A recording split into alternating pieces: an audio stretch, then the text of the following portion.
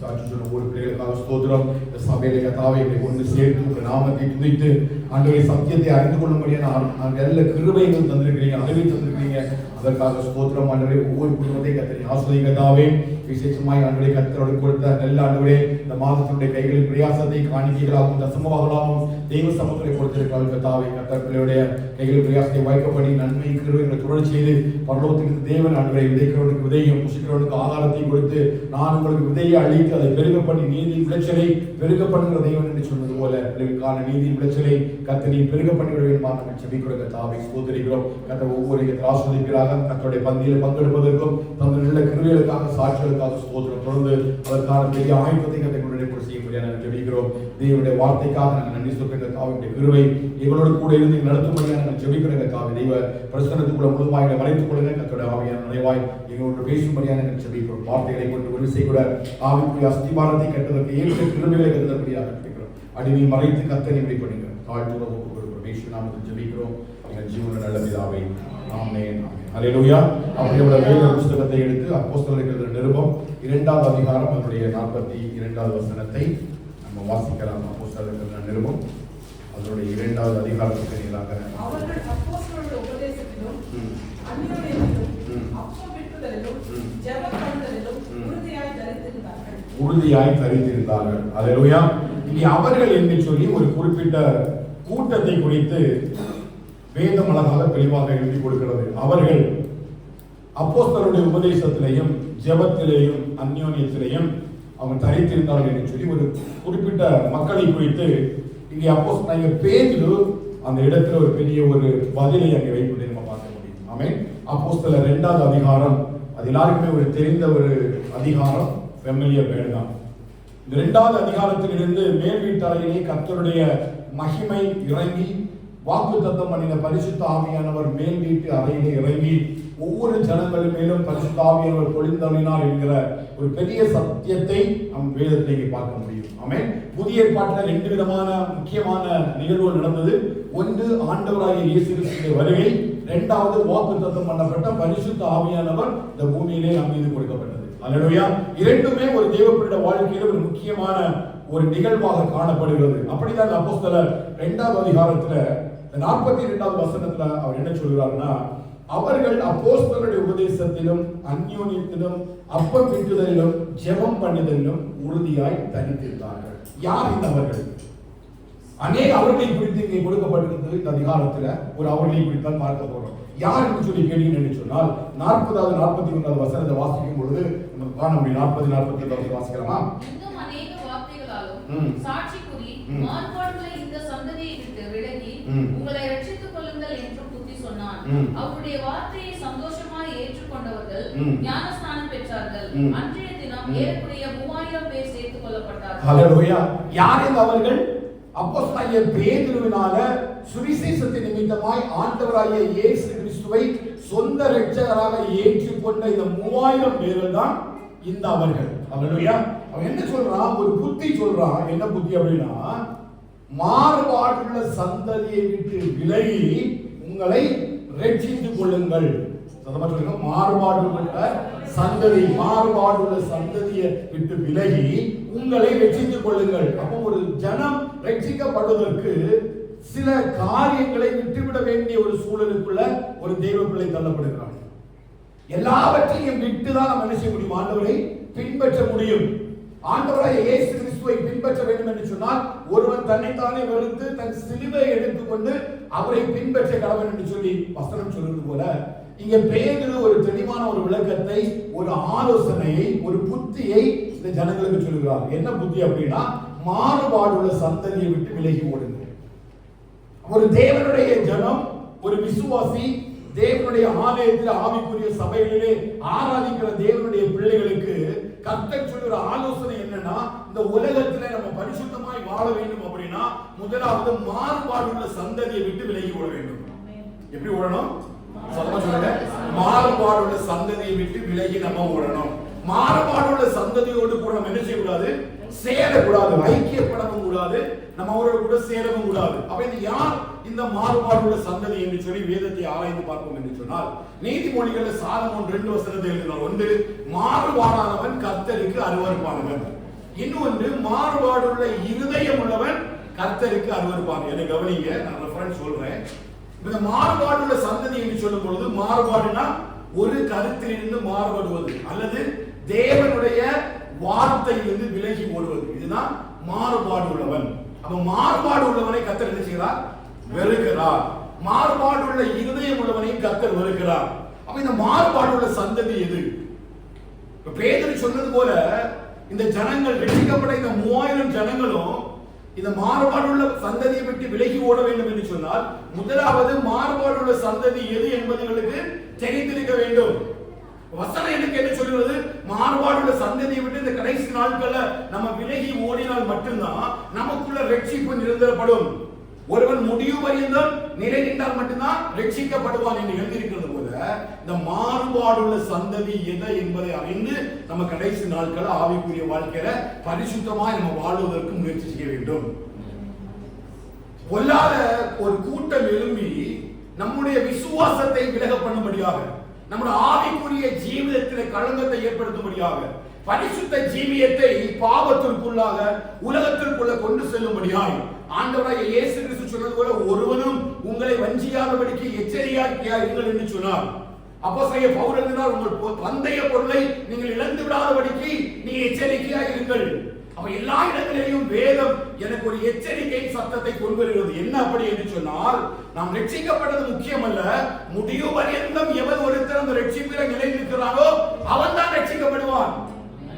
யார் முடிவு பரியந்தம் இந்த பரிசுத்த வாழ்க்கையை, இந்த பரிசுத்த ஜீவியத்தை, இந்த பரிசுத்த ஓட்டத்தை ஓடுகிறானோ அவன் தான் கடைசி வரையிலும் தேவனால் ரட்சிக்கப்பட்டவன் என்று சொல்லி கணக்கெடுக்கப்படுவான். அவர்கள் தான் வலது பக்கத்துகளை பார்த்து நீங்கள் என்னுடைய ராஜ்யத்துக்குள் பிரவேசிங்கள் என்று சொல்லி அழைக்கிற கூட்டத்தார் யார் என்று கேட்டீங்கன்னா, முடிவு பரியந்தம் நிலை நிற்கிற ஒரு தேவனுடைய மனுஷன். ஹல்லேலூயா. அப்ப என்னுடைய ரட்சிப்பு மாறக்கூடாது, என்னுடைய பரிசுத்த ஜீவியம் மாறக்கூடாது, என் ஆவிக்குரிய வாழ்க்கை மாறக்கூடாது. ஏன் மாறக்கூடாது அப்படின்னா, நான் இந்த மாறுபாடுள்ள சந்ததியோடு கூட நான் கலந்திருக்கும் பொழுது அவர்கள் என்னுடைய பரிசுத்த ஜீவியத்தை விட்டு வழிவிலக செய்து விடுவார்கள். ஏன் மாறுபாடுள்ள சந்ததி கூட வந்து கலக்க கூடாது? ஏன் மாறுபாடு சந்ததியோட கூட ஐக்கியம் பண்ணக்கூடாது அப்படின்னா, இந்த பொல்லாத சத்துருக்கு ஒரே ஒரு காரியம் தான், என் ரட்சிப்பை எப்படியாவது என்னை விட்டு எடுக்க வேண்டும், என் ரட்சிப்பை என்னை விட்டு விலக்கி விட வேண்டும். இதற்காகத்தான் நம்ம ஒவ்வொரு நாளும் கள்ள தீர்க்கதரிசிகள், கள்ள போதகர்கள், அப்போஸ்தலர்கள் என்று சொல்லி நீதியின் வேஷத்தை தரித்து ஒளியினுடைய தூதனாக ஒவ்வொரு நாளும் நம்முடைய பரிசுத்த ஜீவியத்தை குலைத்து போடும்படி நம்மளை சுற்றி கொண்டே இருக்கிறார். ஹல்லேலூயா. அந்த ஜனங்களுக்கு பேதுரு சொல்றாரு, நீ ஆண்டவராகிய இயேசு கிறிஸ்துவை ஏற்றுக்கொண்டது உண்மைதான், நீங்க ரட்சிக்கப்பட்டது உண்மைதான், நீங்க ஞானஸ்நானம் பெற்றது உண்மைதான். ஆனா ஒன்றை மாத்திரம் உங்களுக்கு புத்தியாக சொல்கிறேன். என்ன புத்தியா? மாறுபாடுள்ள சந்ததியை விட்டு நீங்க விலகி ஓடுங்கள்.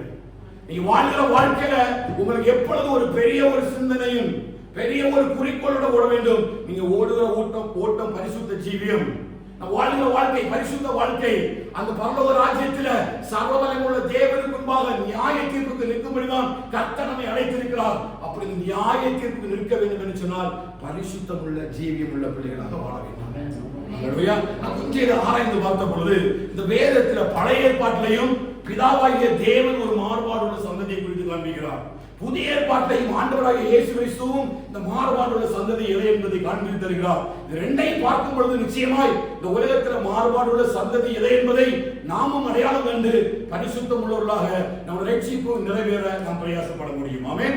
உபாகமம் 32வது அதிகாரம் அதனுடைய 20வது வசனத்தை நம்ம பார்க்கலாம். உபாகமம் 32வது அதிகாரம் அதனுடைய 20வது வசனத்தை, என் முகத்தை அவர்களுக்கு மறைப்பேன், என் முகத்தை அவர்களுக்கு மறைப்பேன், அவருடைய முடிவு எப்படி இருக்கும் என்று பார்ப்பேன். அவர்கள் மகா மாறுபாடுள்ள சந்ததி, அவர்கள் மகா மாறுபாடுள்ள சந்ததி. அல்லேலூயா. அவர்கள் மகா மாறுபாடு, சத்தமா சொல்லுங்க, அவர்கள் மகா மாறுபாடுள்ள சந்ததி. யாரை சொல்றாரு? இதே அவர்களை தான் பேதுரு அங்கே அவர்களாக குறிப்பிடுகிறார். இந்த அவர்கள் என்பதை கொஞ்சம் கவனமாக நம்ம வாழ்க்கையில கவனிக்கணும். ஏன் அப்படின்னா, அப்போஸ்தலனாகிய பேதுரு அவர்கள் என்பவர் ஒரு குறிப்பிட்ட கூட்டத்தை தான் சொல்கிறாரு. இது ஏதோ வெளியில இருக்கிற கூட்டம் அல்ல. இவர்கள் யார்? இஸ்ரவேலர்கள். நீங்க அந்த 2வது அதிகாரத்தை படிச்சு பாத்தீங்கன்னா, அந்த ஆண்டவராகிய தேவன் பரிசுத்த ஆவியை பொழிந்த நேரத்தில் தேவ பக்தி உள்ள யூதர்கள் எல்லாம் எங்க கூடினாங்க? எருசலேமில் கூடியிருந்தாங்க. எதற்காக? வருஷந்தோறும் இந்த பண்டிகை நாட்களிலே தங்களை சுத்திகரித்துக் கொள்ளும்படியாக இவர்கள் கூடி வருவது வழக்கம். ஒவ்வொரு வருஷமும் தேவனால் நியமிக்கப்பட்ட பண்டிகைகள் தெளிவாக கவனிக்கணும். ஏன்னா இந்த கடைசி காலத்தில் இந்த மாறுபாடுள்ள சந்ததி எது என்பதை ஜனங்கள் சபையில அடையாளம் கண்டு கொள்ளாதனாலதான் இன்றைக்கு முழு ரட்சிப்பையும் அவர்களால் சுதந்திரித்துக் கொள்ள முடியவில்லை. இந்த கடைசி நாட்களில் சபைக்குள்ள பிசாசு தெளிவாக சில பேர் மூலமா விசுவாசத்துல ரட்சிப்புக்குள்ள ஓடுகிற ஜனங்களை அவர்களுக்கு தெரியாமலே வஞ்சித்துக் கொள்கிறான். தாங்கள் வஞ்சிக்கப்பட்டது தெரியாத அளவிற்கு என்ன செய்கிறான்? வஞ்சித்து விடுகிறான். இது எப்ப விளங்கும் அப்படின்னா நியாயத்திற்கு முன்பாக நிற்கும் போது விளங்கும். தேவ சமூகத்துல நன்மைக்காவது தீமைக்காவது நாம் செய்த ஒவ்வொரு பாவத்துக்கும் நாம் எங்க நிற்கணும்? நியாயஸ்தானத்துக்கு முன்பாக நிற்க வேண்டும் என்று சொல்லி வேதம் சொல்கிறது. அப்ப இந்த மாறுபாடு உள்ள சந்ததியை இந்த காலகட்டத்தில் சபை அடையாளம் கண்டு கொள்ளாவிட்டால் நிச்சயமாக நம்முடைய ரட்சிப்பு மிகவும் கடினம் உள்ளதாக இருக்கும். அல்லேலூயா. இது ஏதோ புதிதாக ஒரு உலக மனுஷனை கொண்டு வந்து இங்க சபைக்குள்ள சத்துரு கொண்டு வருவதில்லை. நம்ம கூட இருக்கிறவர்களே, அது நம்ம கூட ஆண்டவரை ஆராதிக்கிறவங்க, விசுவாசத்தில் நிற்கிறேன் என்று சொல்றவங்க, விசுவாசத்தின் வழி நடக்கிறேன் என்று சொல்லுகிறவர்களை அவர்களுக்கு தெரியாமலே பிசாசு வஞ்சித்து அவர்கள் மூலமாய் நம்முடைய ரட்சிப்பு வஞ்சிக்கப்பட்டு விடாதபடிக்கு ஆவிக்குரிய வாழ்க்கையில கொஞ்சம் கவனம் உள்ளவர்களாய் வாழும்படிதான் கர்த்தர் நம்மை அழைத்திருக்கிறார். அல்லேலூயா. வேதம் சொல்லுகிற ஒருவனும் என்ன செய்யக்கூடாது? எதை வஞ்சித்து விடக்கூடாது. ஒவ்வொரு நாளும் என்னோட ஆவிக்குரிய வாழ்க்கையை நான் கவனமா பார்த்து தான் விட வேண்டும். இங்கே ஆண்டவராகிய தேவன் மோசேயுடைய கடைசி நாட்கள்ல இந்த மோசேயை வைத்து இந்த ஜனங்களுக்கு ஒரு பெரிய ஆலோசனை கொடுக்கிறார். எப்படி பேதுரு அந்த ரட்சிக்கப்பட்ட ஜனங்களுக்கு ஒரு ஆலோசனை கொடுக்கிறாரோ அதே போல மோசேயும் இந்த ஜனங்களுக்கு ஒரு பெரிய ஒரு அறிவுரை வழங்குகிறார். தன்னுடைய மரணம் நடைபெற போகிறது என்பதை அறிந்து தான் எடுத்துக் கொள்ளப்பட போகிறதையும் கானானுக்குள் பிரவேசிப்பதற்கு அந்த வாய்ப்பை, இரக்கத்தை, கிருபையை தான் இழந்து விட்டதை அறிந்து அவர்களுக்கு ஆலோசனை சொல்லும் பொழுதுதான் அவர்கள் ஆலோசனை சொல்றார். பாருங்க, என் முகத்தை அவர்களுக்கு மறைப்பேன், அவருடைய முடிவு எப்படி இருக்கும் என்று பார்ப்பேன். அவர்கள் மகா மாறுபாடுள்ள சந்ததி, உண்மை இல்லாத பிள்ளைகள். இது யாரை குறித்து பேசுறாருன்னா இஸ்ரவேல் ஜனங்களை குறித்து பேசுகிறார். யூதர்களை குறித்து தான் அவர் பேசுகிறார். அந்த ஜனங்களை ஆண்டவராகிய தேவன் எகிப்து தேசத்திலிருந்து அடிமைத்தனத்திலிருந்து கொண்டு வந்து அவரை பரிசுத்தப்படுத்தி அவரை ஆசீர்வதித்து அந்த ராஜாக்களுடைய ராஜ்யங்களை எல்லாம் உடைத்து பாலும் தேனும் ஓடுகிற கானான் தேசத்துக்கு நேராய் நடத்தி கொண்டு வருகிற நாட்களில கர்த்தருடைய பிள்ளைகளை குறித்ததான ஒரு பெரிய ஒரு ஆதங்கத்தை மோசே மூலமாய் கர்த்தரை வெளிப்படுத்துகிறார். அல்லேலூயா. பாருங்க, 18வது வசனத்தை வாசித்தீங்கன்னா சொல்லுங்க, உன்னை ஜெனிப்பித்த கன்மலையை நீ நினையாமல் போனாய், உன்னை பெற்ற தேவனை மறந்தாய். யாரை குறித்து பேசுகிறார்? இந்த இஸ்ரவேல் ஜனங்களை குறித்து தான் பேசுகிறார். அதிகாரம், முழு அதிகாரத்தை நீங்க படித்து பார்க்கல என்று சொன்னால் இந்த முழு அதிகாரத்திலையும் இந்த இஸ்ரவேல் ஜனங்களை ஆண்டவர் எப்படி வழி நடத்தி வந்தார் என்பதை குறித்து நீங்க வாசிக்க முடியும். 5வது வசனத்தை வாசிங்க. வேகமா ஒரு சில வசனங்களை மட்டும் அவர்களோ தங்களை கெடுத்துக் கொண்டார்கள். அவர்கள் அவருடைய பிள்ளைகள் அல்ல, இதுவே அவர்கள் காரியம். அவர்கள் மாறுபாடும் தாறுமாறுமுள்ள சந்ததியார். விவேகமில்லாத மதிக்கெட்ட ஜனங்களே, இப்படியா கர்த்தருக்கு நீங்கள் பதிலளிக்கிறீர்கள்? உன்னை ஆட்கொண்ட பிதா அவர் அல்லவா? உன்னை உண்டாக்கி உன்னை நிலைப்படுத்தினவர் அவர் அல்லவா? ஹல்லேலூயா. 9வது வசனம், கர்த்தருடைய ஜனமே அவருடைய பங்கு, யாக்கோபு அவருடைய சுதந்திர வீதம். அவர் வழிநடத்தி வந்த பாதைகளை சொல்றார் பாருங்க. பாலான நிலத்திலும் ஊழையிலும் உள்ள வெளுமையான அவாந்திரவெளியிலும் அவர் அவனை கண்டுபிடித்தார், அவனை நடத்தினார், அவனை உணர்த்தினார், அவனை தமது கண்மணியை போல காத்தருளினார். அல்லேலூயா. இந்த மாறுபாடுள்ள சந்ததிக்கு ஆண்டவர் அநேக நன்மைகளை செய்திருக்கிறார். மாறுபாடுள்ள சந்ததிக்கு தேவன் சகல ஆசீர்வாதங்களை உங்களுக்கு முன்குறித்தது போல இதுவரையிலும் கர்த்தர் அவளை நடத்தி வந்திருக்கிறார். எங்கிருந்து கொண்டு வந்தா? வெறுமையான இடத்துல, பாழான இடத்துல, வனாந்திரத்தில் இருந்து கொண்டு வந்து கர்த்தர் அவளை தங்கள் கண்மணியை போல காத்தருளினார். அல்லேலூயா. ஒரு இடத்தை கர்த்தர் என்ன செய்யல? கைவிடவே இல்லை. கண்மணியை போல பாதுகாத்தவர்கள். கழுகு தன் கூட்டை கலைத்து தன் குஞ்சுகளின் மேல் அசைவாடி தன் செட்டைகளை விரித்து அவைகளை எடுத்து அவைகளை தன் செட்டைகளின் மேல் சுமந்து கொண்டு போகிறது போல கர்த்தர் ஒருவரே அவரை வழிநடத்தினார். அந்நிய தேவன் அவரோடு இருந்ததில்லை. ஹalleluya. அப்ப இந்த மாறுபாடான சந்ததியாய் இவங்க மாறுவதற்கு முன்பாக இவர்கள் யாரை போல இருந்தார்கள்? ஆசீர்வதிக்கப்பட்ட ஜனங்களாய் அழைக்கப்பட்டார்கள். வேதம் நமக்கு மாறுபாடுள்ள சந்ததி அல்லது தேவன் சொல்லுகிற மகா மாறுபாடுள்ள சந்ததி என்று சொல்லும் பொழுது அவர் உலகத்தில் இருக்கிற எந்த ஜனங்களை குறித்து அவர் பேசவில்லை, தம்முடைய சொந்த ஜனங்களை குறித்து தான் பேசுகிறார். சபையில உட்கார்ந்து இருக்கிற ஜனங்களை குறித்து தான் பேசுறாரு. எந்த ஜனத்துக்காக சிலுவையில் அடிக்கப்பட்டாரோ, எந்த ஜனத்துக்காக ரத்தம் சிந்தினாரோ, எந்த ஜனத்துக்காக அவமானங்களையும் நிந்தைகளையும் பொறுத்து கொண்டு நமக்கு ரட்சிப்பை உண்டு பண்ணும் மகாபெரிய தண்டனைக்கு தன்னை ஒப்பு கொடுத்து மறுபடியும் உயிர் தெழுந்து எனக்காக ஜீவனை கொண்டு வந்தாரோ அந்த ஜனத்திற்காக ஆண்டு சொல்றாரு, இவர்கள் மகா மாறுபாடுள்ள சந்ததிகள். ஹalleluya. எதற்கு இந்த குற்றச்சாட்டை இவங்க வைக்கிறோம் என்று சொல்லி பாத்தீங்கன்னா 15வது வசனத்தை வாசிங்க. யெஷூரன் கொழுத்து போய் உதைத்தான். யெஷூரன் கொழுத்து போய் உதைத்தான். கொழுத்து சூளித்து இனம் துணின போது தன்னை உண்டாக்கின தேவனை விட்டு தன் ரட்சிப்பின் கண்மலையை அசட்டை பண்ணினான். தன்னை உண்டாக்கின தன் தேவனை விட்டு தன் ரட்சிப்பின் கண்மலையை அசட்டை பண்ணினான். அப்ப மகா மாறுபாடுள்ள சந்ததி எது? எந்த சந்ததி தேவனை விட்டு தன்னுடைய ரட்சிப்பை அசட்டை பண்ணுகிறதோ அதெல்லாம் மகா மாறுபாடுள்ள சந்ததி. அப்படி என்றால் அர்த்தம் என்ன? தன்னுடைய ரட்சிப்பின் மேல எந்த நோக்கமும் இல்லாமல் தாங்கள் ரட்சிக்கப்பட்ட பிறகும் ஆண்டவராகிய இயேசு கிறிஸ்துவை ஏற்றுக்கொண்ட பிறகும் எபிரேயர் 6வது அதிகாரத்துல அப்போஸ்தலர் பவுல் எழுதுவது போல இயேசுவை கர்த்தரை மறுதலித்து போன ஜனத்தை குறித்து தான் ஆண்டவர் பேசுகிறார். யார் இந்த மகா மாறுபாடுள்ள சந்ததி? தேவனை இரட்சகராக அறிந்தும் இரட்சகராக ஏற்றுக்கொண்டும் தேவனுடைய வார்த்தைக்கு கீழ்ப்படியாம, அவருடைய கட்டளைகளுக்கு கீழ்ப்படியாம, அவர் செய்த நன்மைகளை மறந்து அவர் தந்த சகல ஆசீர்வாதங்களை பெற்றுக்கொண்டு தேவனுக்கு கீழ்ப்படியாம அவருடைய சமூகத்தை விட்டு விலகி ஓடுகிற சந்ததி தான் இந்த மகா மாறுபாடுள்ள சந்ததி. ஹalleluya. அப்ப நம்முடைய ஐக்கியம் நம்ம கூட இருக்கிற அந்த ஃபெல்லோஷிப் நம்ம கண்டிப்பா தெரிஞ்சிருக்க வேண்டும். நம்ம கூட யார் நமக்கு கூட ஐக்கியப்பட்டிருக்கிறார்? ஆவிக்குரிய வாழ்க்கையில ஒரு தேவ பிள்ளைக்கு ஒரு பொழுதும் உலகத்தோடு கூட இருக்க கூடாது, ஐக்கியம் இருக்க கூடாது. தேவ ஜனத்தோடு, சபையோடு, தேவ பிள்ளைகளோடு கூட தான் ஐக்கியத்தை ஏற்படுத்திக் கொள்ள வேண்டும். அப்படி ஐக்கியத்தை ஏற்படுத்திக் கொள்ளும் பொழுது அந்த ஐக்கியப்படுகிறதா நம்ம சந்ததி மாறுபாடுள்ள சந்ததியா என்பதை அறிந்துதான் நம்ம ஐக்கியத்துக்குள்ள வர வேண்டும். ஹalleluya.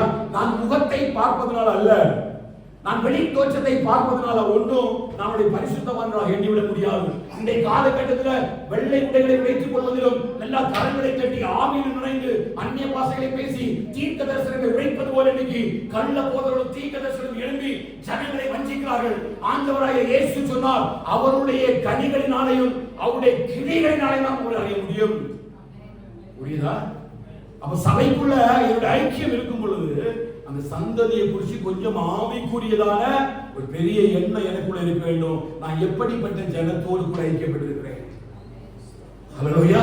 அவர் வழி நடத்தி வந்த ஜனம்தான், அவர் அழைத்து கொண்டு வந்த இஸ்ரவேல் ஜனம்தான். சகல நன்மைகளை கொடுத்தார், எல்லா ஆசீர்வாதங்களையும் கொடுத்தார், ஒதுக்கி கொண்டு விடல. எல்லா நன்மைகளையும் பெற்றப்பட வேதம் சொல்லுது, யெஷூரன் கொழுத்து போய் கொழுத்து தூதலித்து அந்த கண்மலையை மறந்து போனான். அப்ப தேவனை மறந்தடித்து போனவர்கள், தேவனுடைய வார்த்தைக்கு விரோதமாய் எழும்புகிறவர்கள், தேவனுடைய வார்த்தைக்கு விரோதமாய் வாழ்கிறவர்கள், ஆராதனைக்கு போகாதவர்கள், ஆண்டவரை உண்மையாய் ஆராதிக்காதவர்கள், கிரியைகளிலே ஆண்டவரை வெளிப்படுத்தாத எல்லா சந்ததியுமே மாறுபாடுள்ள சந்ததி. ஹalleluya. ஒருவேளை நான் பார்க்கும்போது என்னுடைய கண்களுக்கு வெளி தோற்றம் பரிசுத்தம் போல காட்சி அளித்தாலும் இருதயத்தின் உள்ளிருமைகளை ஆராய்ந்து அறிகிற தேவனுக்கு தெரியும். அப்படிப்பட்ட மாறுபாடுள்ள சந்ததியை விட்டு விலகி ஓடுங்கள் என்று சொல்லிதான் கர்த்தர் நம்மை சத்தமா சொல்லுவாரா அழைக்கிறார். இது பேதுருக்கு தெரியும். பேதுரு 2ஆம் அதிகாரத்திலே அங்கேயும் ஒன்றை காட்டி கொடுக்கிறார், யார் இந்த மாறுபாடுள்ள சந்ததி என்று சொல்லி. பிதாவாகிய தேவன் தம்முடைய ஜனங்களை குறித்து அந்த மாறுபாடுள்ள சந்ததி என்று சொல்லி அடையாளம் கொடுக்கும் பொழுது அந்த பேதுருக்கும் தெரிந்திருக்கிறது, ஒரு கூட்டம் ஜனம் அன்றைக்கு எழுப்பியது போல இன்றைக்கும் எழுப்பி இந்த ஜனங்களுடைய ரட்சிப்பை உடைத்து போடுற என்று சொல்றாரு. நீங்க அந்த மாறுபாடுள்ள சந்ததியை விட்டு விலகி ஓடுங்கள். ஹalleluya. அப்போ ஆலயத்துக்கு போகாதவன், ஆண்டவர் ஆராதிக்காதவன், தேவனுடைய வார்த்தைக்கு கீழ்ப்படியாதவன், தேவனுக்கு பிரியமா நடக்கிறவன், தேவனை விட்டு விலகி ஓடுகிற எல்லாருமே யாருதான்? மாறுபாடு சந்ததி. Even if it is me. ஒருவேளை நானும் ஆண்டுடைய வார்த்தையை விட்டு விலகி ஏதோ கடமைக்காக ஊழியம் செய்வது போல வெளிவேஷமாய் ஊழியம் செய்து நடந்திருந்தாலும் என்னுடைய இதயத்தை ஆராய்ந்து அறிகிற தேவனுக்கு தெரியும் நான் நல்ல சந்ததியா மாறுபாடுள்ள சந்ததியா. நிச்சயமாய் ஆவியின் அபிஷேகத்தில் ஒரு ஜனம் இருக்கும் பொழுது எது மாறுபாடுள்ள சந்ததி என்பதை குறித்து தேவன் நமக்கு வெளிச்சம் காட்டுகிற தேவனாக இருக்கிறார். ஹல்லேலூயா. சத்தம் ஆமென் சொல்லுவாங்க. என்ன கவனிக்கிறீங்க? அந்த மாறுபாடுள்ள சந்ததியை விட்டு நீங்க விலகலன்னா நீங்க ஓடுன ஓட்டம் வீணாய் போய்விடும். நீ மாறுபாடுள்ள சந்ததியை விலகி ஓடவில்லை என்று சொன்னால் உங்களுடைய ஆவிக்குரிய வாழ்க்கை நஷ்டமடைந்து விடும். உங்களுடைய பந்தய பொருள் வீணாய் போய்விடும். நீங்கள் ஓடிக்கொண்டிருக்கிற ஆவிக்குரிய ஓட்டத்துல கிருபையாய் முடிக்க முடியாதவர்களுக்கு தீமைகளை என் ஆவிக்குரிய வாழ்க்கையில கொண்டு வரும். மாறுபாடு உள்ள சந்ததியை குறித்து அடையாளத்தோடு கூட நான் ஓட வேண்டாம். இரண்டாவது பாத்தீங்கன்னா மத்தேயு 17ஆம் அதிகாரம் 17ஆம் வசனத்தை வாசிக்கும் பொழுது ஆண்டவராகிய இயேசு கிறிஸ்து ஒரு சந்ததி, இந்த மாறுபாடான சந்ததியை குறித்து பேசுறார் பாருங்க. இயேசு பிரதித்திரமாக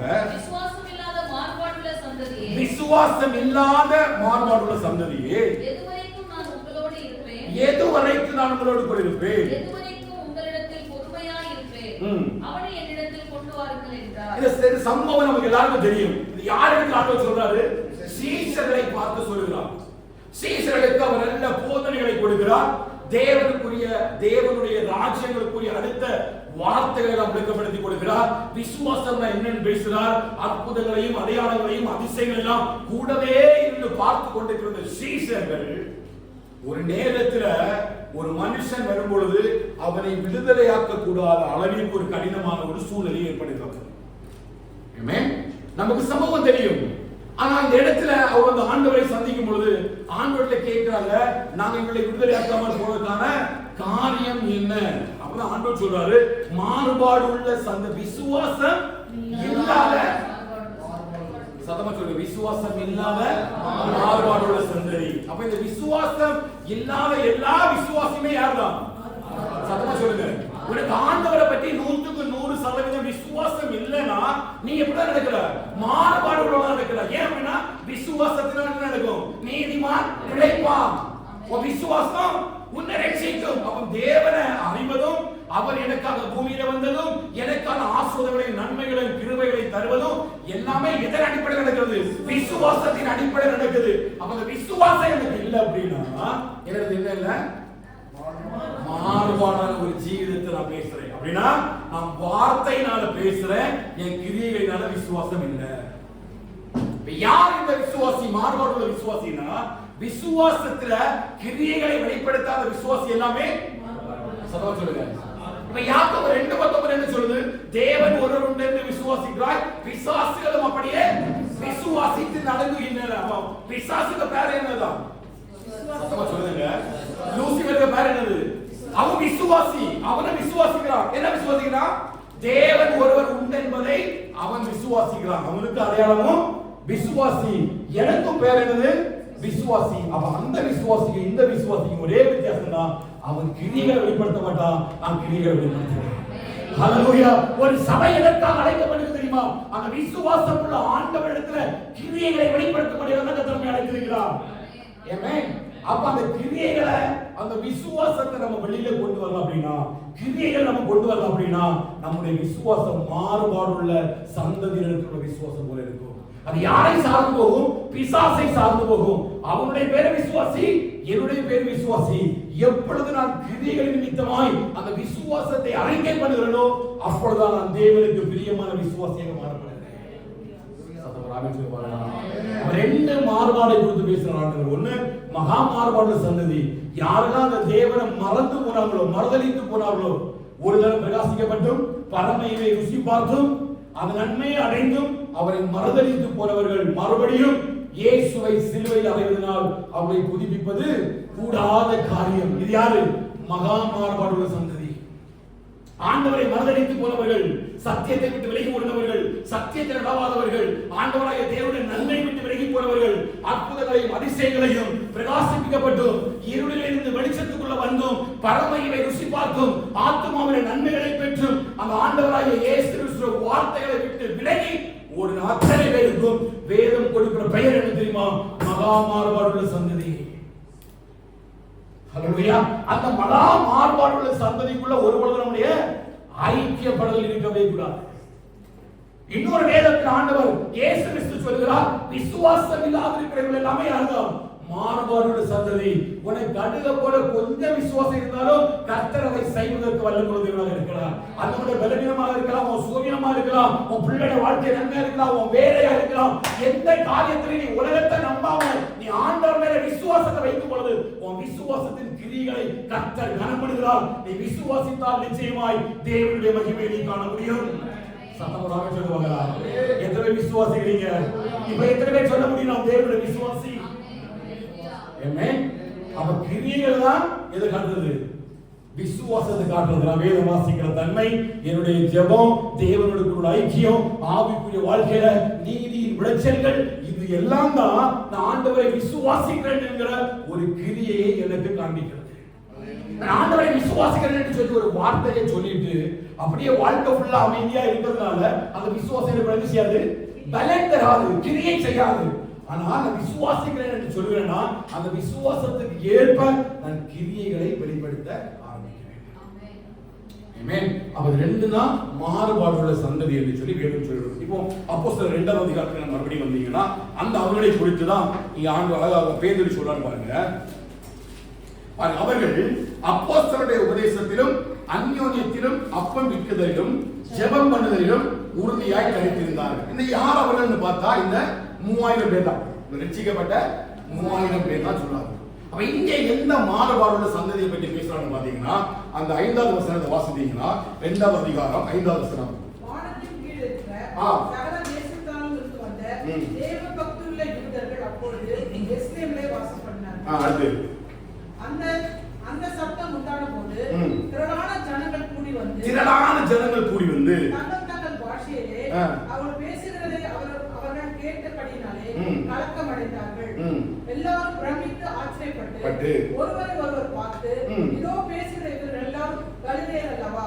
அப்படி இருக்க நம்மில் அவரவர்களுடைய ஜென்ம பாஷையிலே இவர்கள் பேச கேட்கிறோமே, இது எப்படி? ஒரு கூட்ட ஜனம், இப்போ நான் ஏற்கனவே சொன்னது போல சபைக்குள்ள 2 கூட்ட ஜனம் இருக்குது. ஒன்னு விசுவாசி என்கிற சந்ததி, இன்னொன்னு விசுவாசம் இல்லாத மாறுபாடுள்ள சந்ததி. புரியுதா?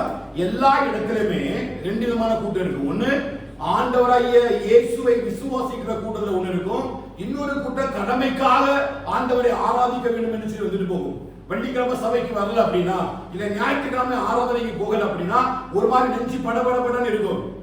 ஐயோ சபைக்கு போகலன்னு ஒரு உணர்வு அடிச்சுட்டே இருக்கும். இது ஆவிக்குரிய உணர்வு அல்ல, மாம்சத்துல வரக்கூடிய உணர்வு.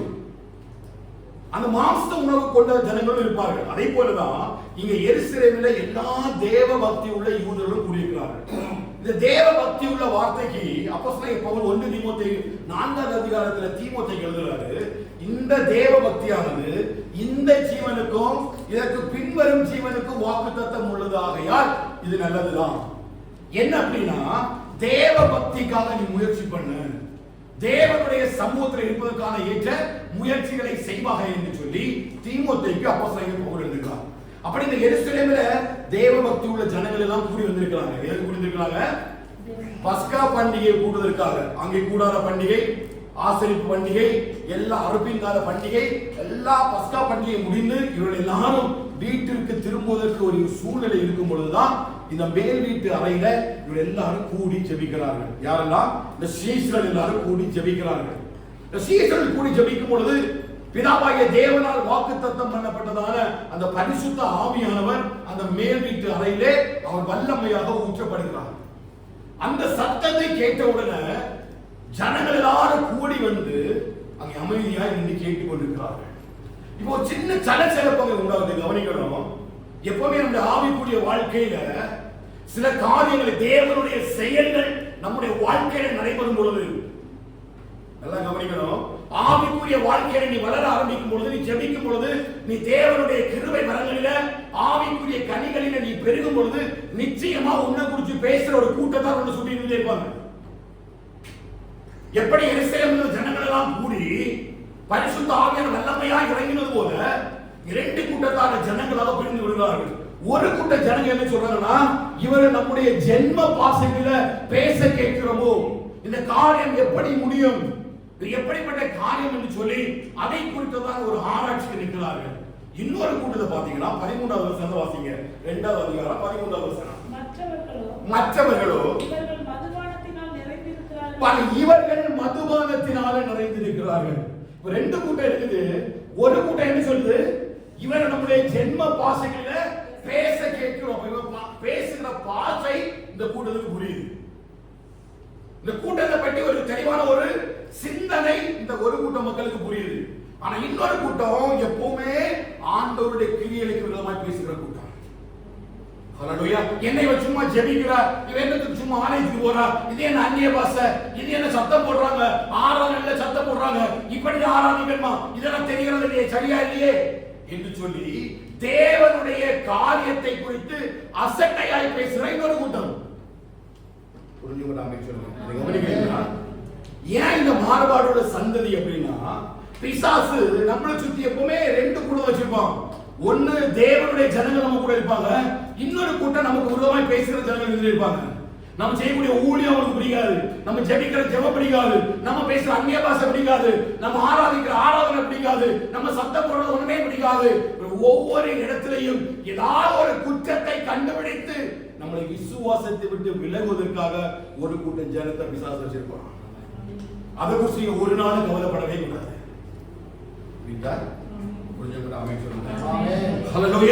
இந்த காலகட்டத்துல இப்படி ஒரு கும்பல் எப்ப எழுப்பிட்டு இருக்கிறோம். போன வாரம் கேட்டது போல இவன் எந்த இயேசுவை பிரசங்கிக்கிறார்கள், எந்த இயேசுவை பின்பற்றணும் என்று தெரியாத அளவிற்கு அவர்கள் ஒரு இயேசுவை பிரதிபலித்து ஓடிக்கொண்டிருக்கிறார்கள். ஆனா நம்ம எப்படி பார்க்கிறோம்? அந்த இயேசு சிலுவையில் அறையப்பட்டவராகவே நம்முடைய கண்களுக்கு முன்பாக பிரதிட்சமானார். அந்த இயேசு நம்ம ஆராதிக்கிறதுனால எப்படி அந்த இயேசு மூலமாக அவதூறுகளும் நிந்தனைகளும் போராட்டங்களும் கடந்து வந்ததோ, அப்படியே ஆண்டவரை ஆராதிக்கிற பிள்ளைகள் மூலமாக நிச்சயமா சொல்வாங்க, இவர்கள் மதுபானத்தினால நிறைந்து ஆராதிக்கிறார்கள். ஹalleluya. என்ன நீ சும்மா ஆராதனை ஓடுற?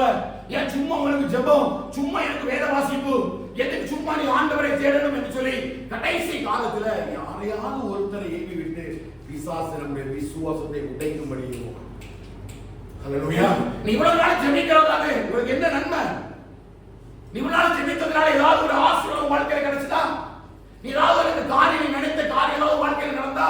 நீ ஒவ்வொரு நாளும் ஆராதனைக்கு போற, நீ ஜெபிக்கிற, வேத வாசிக்கிற, தேவனுக்கு பிரியமான எல்லா காரியத்தையும் நீ பண்றதானே, ஆனா உன் வாழ்க்கையில ஒரு சத்தமா சொல்லுங்க நன்மை இல்லையே.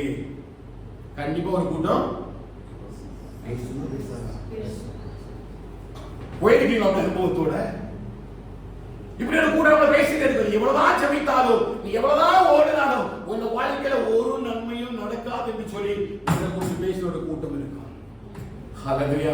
ஆண்டவர் சொல்வாரு, அது மாறுபாடுள்ள சந்ததி. அந்த சந்ததியுடைய சத்தத்துக்கு நீ செவி கொடுக்காத, அந்த சந்ததியோடு சேரவும் செய்யாத. இப்ப சத்தம் வராம சொல்லி பாருங்க. நீங்க கவனிக்கிறீங்களா? உங்க வேலையை குறிச்சு, உங்க குடும்பத்தை குறிச்சு, உங்க பிள்ளையை குறிச்சு, உங்க பிள்ளையோட வாழ்க்கையை குறிச்சு, ஆசிரியத்தை குறிச்சு, உங்க குடும்பத்தோட ரட்சிப்பை குறிச்சு நிறைய பேசுவாங்க. நீ இப்படி ஆண்டவரை ஏற்றுக்கொண்டால் உனக்கு என்ன நன்மை? எதுக்கு நீ இவ்வளவு ஆராதிக்கிற? எதுக்கு நீ ஜெபிக்கிற? எதுக்கு நீ ஆலயத்துக்கு போற? இதனால ஏதாவது நன்மை உனக்கு கிடைச்சாங்க உன்னை பற்றி 1000 பேர் பேசுவாங்க. ஆனா ஒன்று மட்டும் நீ ஆவியில உணரணும், இதெல்லாம் உன்னை வழி விலக செய்கிற மாறுபாடுள்ள சந்ததியுடைய சத்தங்கள். மற்றவங்க என்ன சொல்றாங்க? ஒரு மதுபானத்தினால நிறைந்திருக்கிறார். வேலைத்திட்டத்தில் 3 மணி நேரம் அதிகாலை வேலையில பவுல் சொல்றாரு இல்லையா? 15வது வசனத்தை வாசிங்க. நீங்கள் நினைக்கிறபடி அல்ல, பொழுது விடிந்து 3ஆம் மணி வேலையா இருக்கிறது. இவங்க எங்கே போய் மதுபானத்தை வாங்கி மதுபானம் வரி கொள்ள முடியும்? அப்ப மாறுபாடுள்ள சந்ததி எப்பொழுதுமே என்னுடைய விசுவாசத்தை உடைப்பதற்காக சில கிரியைகளை வெளிப்படுத்திட்டே இருப்பான். சில காரியங்களை எனக்கு பேசிட்டே இருப்பான். நடக்காதது போலவே பேசுவான். அவருடைய வாழ்க்கையில் இப்படி ஒரு சம்பவம் நடந்தது, அதனால நடப்பதற்கு எந்த அளவிற்கும் ஒரு அளவு கூட வாய்ப்பே இல்லை, இது கூட உன் வாழ்க்கை முடிஞ்சதுன்னு ஒருத்தன் பேசுவான். அப்போ எனக்கு வர வேண்டிய என்ன தெரியுமா? இது மாறுபாடுள்ள சந்ததி எனக்கு பேசுறான். நீ கர்த்தரால் தெரிந்து கொள்ளப்பட்ட ஜனம். நீ அல்ல, அவரே உன்னை தெரிந்து கொண்டார், அவரே உன்னை உண்டாக்கினார். நீ அவர் ஜனமும் ஒரு நேச்சருடைய ஆடுகளா இருப்பாங்க சொன்னா கண்டிப்பா உன்னை கர்த்தர் புல்லுள்ள இடங்களில் வைப்பார், அமர்ந்த தண்ணீரிலே கொண்டு போய் விடுவார். நீங்கள் அவரை தெரிந்து கொள்ளவில்லை, அவரே உங்களை தெரிந்து கொண்டார். சத்தம் வராமல் சொல்லுவாங்களா? அவர் நம்மை தெரிந்து கொண்டார். யார் நமக்கு விரோதமா பேசினாலும் கவலையே படாதீங்க. என்ன தெரியுமா? அவர்கள் மாறுபாடுள்ள சந்ததி, அவர்களை விட்டு நீ விலகி ஓட வேண்டாம். எங்களோட விட்டுட்டு இப்ப எதற்கு இந்த மாறுபாடுள்ள சந்ததியை தந்திரமா பிசாசு தெரிந்தெடுத்துக்கிறான் அப்படின்னு பாத்தீங்கன்னா, இப்பதான் அந்த 42வது வசனத்தை வாசிக்கணும். எதற்காக எனக்கு கவனிங்க. இப்ப மாறுபாடுள்ள சந்ததி எதுக்கு புரிஞ்சிச்சு? இந்த மாறுபாடுள்ள சந்ததிய எதுக்கு நம்முடைய வாழ்க்கையில சத்துரு ஏவி விடுகிறான்னு பாத்தீங்கன்னா, அதான் அவர் 42வது வசனத்துல அழகாக பேர் சொல்றாரு பாருங்க. முதலாவது, அவர்கள் அந்நியருடைய அப்போஸ்தலருடைய, அப்போ அவன் தேவனுடைய உபதேசத்தை, தேவனுடைய விசுவாசத்தை என்னிலிருந்து எடுப்பதற்காகத்தான் இந்த மாறுபாடுள்ள சந்ததியை ஏவிடுறான். சொல்ல முடியுதா? இந்த மாறுபாடுள்ள சந்ததியை விட்டு எதனால பேதுரு இவர்களை ஒதுங்கி இருக்க சொல்றார் அப்படின்னா, சொல்றாரு இந்த மாறுபாடுள்ள சந்ததியை விட்டு உங்களை ரட்சித்துக் கொள்ளுங்கள். என்ன காரணம் அப்படின்னா, நீங்க இப்ப ரட்சிக்கப்பட்டீங்க இல்லையா, நீ முடிவு பரியந்த நிலை நின்றாதான் ரட்சிக்கப்பட முடியும். நீ இந்த மாறுபாடான சந்ததியை விட்டு நீ விலகி ஓடலனா, ஒவ்வொரு நாளும் இந்த அப்போஸ்தலருடைய உபதேசம், தேவனுடைய வார்த்தை, இந்த காஸ்பல் ஆஃப் காட் இருக்குல்ல, அதுல வந்து உறுதியா நிலைத்திருக்க விட மாட்டாங்க. அப்படியே வசனம் சொல்லுது. கடைசியாக சொல்றாரு, உறுதியாய் தரித்திருந்தார்கள். அப்போ அந்த மாறுபாடுள்ள சந்ததியை விட்டு ஒரு தேவ பிள்ளை ஏன் ஒதுங்கி நடக்கணும் அப்படின்னா, தேவனுடைய வார்த்தைக்கு மேல நம்ம உறுதியா தரித்திராத அளவுக்கு ஒருவர் நம்மகிட்ட பேசிட்டு போயிடுவோம். புரியுமா? சொல்லுங்க, என்ன கவனிக்க தெளிவா புரியுதா? எதுக்கு பேர் இருந்த மாறுபாடுள்ள சந்ததியை விட்டு விலக ஓடுறார் அப்படின்னா, இப்ப இவங்க என்ன பண்றாங்க? அப்போஸ்தலர் உபதேசத்தில் இருக்கிறாங்க, அந்யோன்யத்தில் இருக்கிறாங்க, ஜெபம் பண்ண இருக்கிறாங்க, அப்பம் விட்டுதல் இருக்கிறாங்க. ஆனா இவர்கள் இந்த மாறுபாடுள்ள சந்ததியை விட்டு விலகாம இருந்தா இந்த நாளுமே அடி வாங்கி போயிடும். இந்த நாளுமே அடி வாங்கி போயிடும். அப்போஸ்தலர் உபதேசம் என்று சொல்லும்போது the gospel of God, தேவனுடைய வார்த்தையை குறிக்கிறது. இரண்டாவது அந்யோன்யம், ஆவிக்குரிய கனிகளை குறிக்கிறது. அன்பு, சந்தோஷம், சமாதானம், பொறுமை, ஆவிக்குரிய 9 கனிகளை குறிக்கிறது. அற்பம் எது பாத்தீங்கன்னா புதிய உடன்படிக்கையை குறிக்கிறது. என் இரத்தத்தினாலாகிய புதிய உடன்படிக்கையை நான் மறுமளவும் என் மறுமளவும் நினைவுகள் என்று சொன்ன அந்த புதிய உடன்படிக்கை தான் இது குறிக்கிறது. அப்பம் பிடிக்குதல். ஜெபம் எதுனா தேவனோடு எதுக்குள்ள ஐக்கியம். ஒரு தேவ பிள்ளையோட வாழ்க்கையில முடிவு பரியந்த நிலை நிற்கணும் அப்படின்னா அந்த 4 காரியம் முக்கியம். என்ன? அவன் உபதேசத்துல நிலைத்து நிற்கணும், தேவனுடைய வார்த்தையில நிலைத்து நிற்கணும், தேவனுடைய வார்த்தைகளோட விசுவாசத்தை நிலைத்து நிற்கணும்.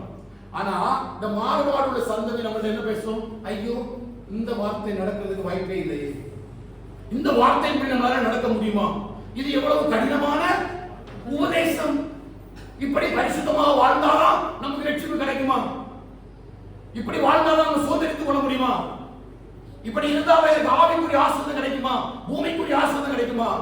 பூமிக்குரிய ஆசீர்வாதம் கிடைக்குதோ கிடைக்கலையோ, அவர் என்னை விடுவித்தாலும் விடுவியாமல் போனாலும் நான் அவருடைய வார்த்தை விட்டு வழி விலக மாட்டேன். இதுதான் தேவன் எனக்கு கற்றுக் கொடுத்த உபதேசம். அவர் என்னை கொண்டு போட்டாலும் அவருடைய வார்த்தை மேல நம்பிக்கையா இருப்பேன். இந்த உபதேசத்தை தான் பிசாசு நம்மளை விட்டு எடுக்க வச்சிருவான். ஹல்லேலூயா. அவன் என்ன பண்றானா, ஒவ்வொரு மனுஷனையா அவன் ஏவி ஏவி ஏவி நம்ம கூட இருக்கிறவங்களே நமக்கு என்ன சொல்லுவாங்க, நம்மளோட விசுவாசத்தை குறைத்து போடுவார்கள். இது ஒரே நடக்கவே வாய்ப்பு இல்லையே, இது எப்படி நடக்கும் பாருங்க, மற்றவங்க எல்லாம் நடக்குது, அவங்க எல்லாம் அதை பெற்றுக்கொண்டார்கள், உங்க வாழ்க்கையில் மட்டும் அந்த நன்மை இல்லை அப்படி என்று சொல்லி அவிசுவாசத்தை விதைக்கும் பொழுது உங்களுடைய விசுவாசம் உங்களுக்குள்ள சோர்ந்து வருது. புரியுதா? ஹல்லேலூயா. அப்போ அந்த உபதேசத்தை நம்ம வாழ்க்கையில உறுதியா தரித்திருக்கணும்னா நம்ம முதல்ல யாரை விட்டு ஓடணும்? ஏன் மாறுபாடுள்ள சந்ததியை விட்டு நீ விலகி ஓடணும் அப்படின்னா, இந்த வசனத்தை வாசித்து அதனுடைய கட்டளைகளை கை கொண்டு அவருடைய வசனத்தின்படி நடக்கிறவரே பாக்கியவான் என்று சொல்லி எனக்கு வேதம் சொல்கிறது.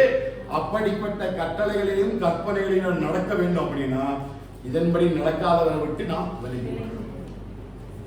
பூவோடு சேர்ந்த நாரம் மணக்கணும். ஹல்லேலூயா. வேதத்தை வாசிக்கிற நீ ஒவ்வொரு நாளும் தேவனுடைய வார்த்தையில நிலையாய் தரித்திருக்க வேண்டும். எப்படி இருக்கணும்? நிலையாய் தரித்திருக்க வேண்டும். ஆண்டவராகிய இயேசு கிறிஸ்து சொல்லும்போது யோவான் 12:11 சொல்றாரு, நான் என் பிதாவினுடைய கற்பனைகளை கைக்கொண்டு அவர் என்னிடத்தில் அன்பா இருக்கிறது போல நீங்களும் என்னுடைய கற்பனைகளை கைக்கொள்ளும் பொழுது நான் உங்களிடத்தில் அன்பா இருப்பேன். இப்ப எதுக்கு இந்த உபதேசத்தை சத்துருவிடம் வந்து பிடிக்கணும் அப்படின்னு பாத்தீங்கன்னா, அந்த உபதேசத்துல வந்து என்ன விலக்கி விட்டாச்சுன்னா என் ரட்சிப்பு நிறைவேறாது. நிறைய பேர் சொல்றாங்க ரட்சிக்கப்பட்டாச்சு, நீ ஞானஸ்நானம் எடுத்தாச்சு, இன்னி உனக்கு என்ன இல்ல, பாவமே இல்ல, இனி நீ என்ன வேணாலும் பண்ணிக்க, இந்த பாவத்துக்கு நீ செய்ய போற பாவத்தை எல்லாம் சேர்த்துதான் யார் வந்துட்டா, இயேசு கிறிஸ்து வந்துட்டாங்க. தவறான உபதேசத்தை போதிக்கிறார்கள். ஆனால் வேதம் என்ன சொல்றது? சத்தியத்தை அறிகிற அறிவை அடைந்தவர்கள் மறுபடியும் பாவம் செய்வார். அண்டர்ஸ்டாண்ட்? இதுதான் உபதேசம். இந்த உபதேசத்தை பிசாசு சொல்றான், கொஞ்சமா மாற்றி விட்டுறான். அவர் சிலுவையில் அறையப்பட்டு விட்டார், இயேசு கிறிஸ்து சிலுவையில் அறையப்பட்டு விட்டார், நம்ம ரட்சிக்கப்பட்டாச்சு, ஞானஸ்நானம் எடுத்தாச்சு, நம்ம எல்லா பாவங்களும் மன்னிக்கப்பட்டாச்சு, இனி நம்முடைய பாவங்களும் பெரிய பிரச்சனை இல்ல. நோ, வேதம் சொல்றது சத்தியத்தை அறிகிற அறிவை அடைந்த பின்பும் நீ மனப்பூர்வமாய் பாவம் செய்யறதா இருந்தால் இனி உனக்கு ஒரு பலி இல்ல. எபிரேயர் 10:26 பேசுறாங்க. ஹல்லேலூயா. ஒரு விசை ஜெயிக்கப்பட்டவர்கள் மறுபடியும் இந்த உலகத்துக்கு கீழ்ப்படிந்து அடிமைகளாக்கப்பட்டவர்களோட முன்னிலைமை பின்னிலைமை பார்க்கலும் கேடுள்ளதா இருக்கும் என்று சொல்லி பேதுரு எழுதுறாரு. அப்ப உபதேசம் நமக்குள்ள நிலைத்திருந்தா நம்ம ரட்சிக்கப்பட்டு விடுவோம் என்று சொல்லிதான் நீ கள்ள உபதேசத்தை சபைகள்ல சத்துரு போதிக்கிறான். ஆமென். சத்தமாவே சொல்லுங்க. புரியுதா? ஏன் கள்ள உபதேசம்? எனக்கு இன்னைக்கு சத்தியத்தை நிலைநிற்க கூடாதவருக்கு வசனத்தை மாத்தி மாத்தி நீங்க சபையில பேசுற அப்படின்னா ஜனத்தினுடைய ரட்சிப்பு நிறைவேறக்கூடாது. இன்னைக்கு நிறைய பேருக்கு தெரியல, முடிவு வரையும் நிலைநிற்கிறோம் மட்டும்தான். சொல்லுங்க, எத்தனை தெரியும்? சொல்லுங்க, முடிவு வரையும் நிலைநிற்கிறவனே ரட்சிக்கப்படுவான். நான் ரட்சிக்கப்பட்டாச்சு, ஞானஸ்நானம் எடுத்தாச்சு, நான் எப்படி வேணாலும் வாழலாம் இல்ல. நீ முடிவு வரையும் ஒரு ரட்சிப்பு நிறைவேற பயத்தோடும் பக்தியோடு நீ பிரயாசப்படணும். ஹல்லேலூயா. இந்த உபதேசத்தை யார் மாத்திடுவார்? பிசாசு எலிசா மாத்திடுவான். எப்ப மாத்துவான்? இந்த மாறுபாடுள்ள சந்ததி கூட நீ ஓடும் பொழுது அவனுக்கு இந்த சுவிசேஷம் என்ன செய்யாது, தெரியாது. அவன் எப்பவுமே ஒரு ஜாலியா நடக்கிற ஆளு, அவன் ஜாலியா டான்ஸ் ஆடி அப்படியே சுத்திட்டு இருக்கான். யாரு? இந்த பிசாசு.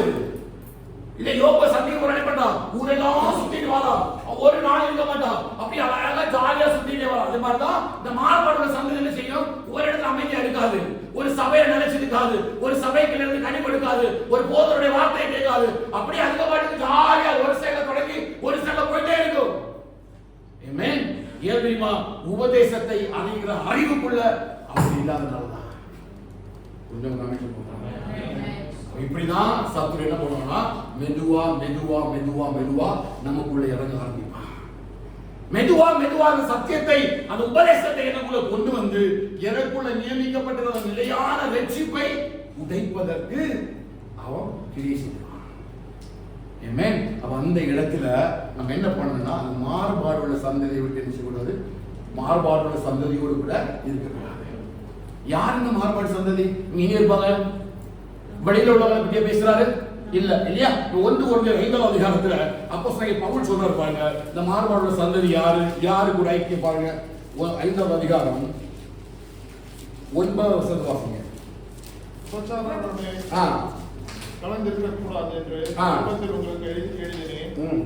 ஆனாலும் இவ்வுலகத்தில் உள்ள விபச்சாரக்காரர், பொருளாசைக்காரர், கொள்ளைக்காரர், விக்கிரக ஆராதனைக்காரர் இவர்களோடு எவ்வளவும் கலந்திருக்க கூடாது என்று நான் எழுதவில்லை.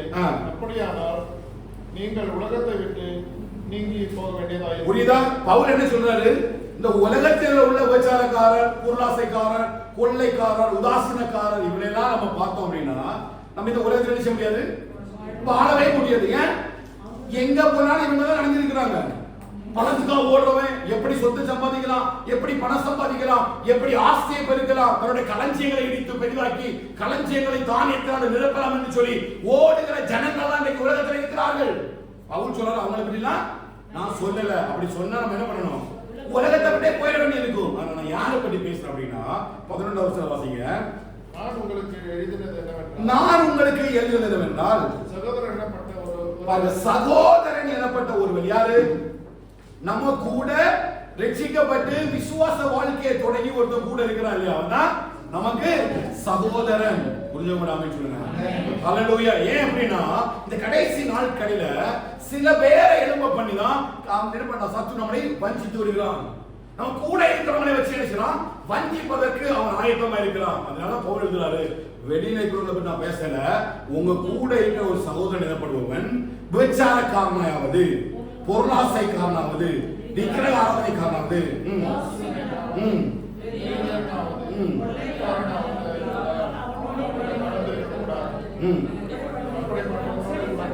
புரிஞ்சவங்க சொல்லுங்க. அப்ப சபைக்குள்ள நம்ம கூட இருக்கிற ஒரு சகோதரன் விபச்சாரக்காரன், லிட்டரலி பிசிக்கலி இல்லாம அதற்கு இல்லாம விபச்சாரம் சொல்லும்போது தேவனை விட்டு அந்நிய தேவனை நாடி ஓடுகிறவர்கள், அதான் ஆவிக்குரிய விபச்சாரம் இல்லையா. நாம் தேவனுக்காக இயேசு கிறிஸ்துவுக்காக கற்புள்ள கன்னிகையான சபையாக நியமிக்கப்பட்டிருக்கிறோம். அப்ப அந்த தன்மையை விட்டு உலகத்துக்காக ஓடும் பொழுது நான் எப்படி அழைக்கப்படுகிறேன்? விபச்சாரக்காரன், ஆவிக்குரிய விபச்சாரம். அப்படி ஆண்டவரை நேசிக்காம உலகத்தை நேசித்து ஒருத்தர் பொருளாசை குறித்தே ஓடி தன்னுடைய களஞ்சங்களாக எடுத்து தானியத்தை பெருசாக்க வேண்டும் என்று சொல்லி ஆண்டவரை விட்டு விலகி ஓடுற ஒருவன் அப்படி இருந்தானா அவனாவது பொருளாசை காரணாவது, பொருளாசையாகிய விக்கிரக காரணாவது, உதாசீனாவது, வெறியனாவது, தண்ணி அடிக்கிறவன், குடிக்கிறவன், இச்சையில நடக்கிறவன், பாவத்தில் நடக்கிறவன் இவனாவது கொள்ளை காரணாவது இருந்தால் அவனோட என்ன செய்யக்கூடாது? கூடாது.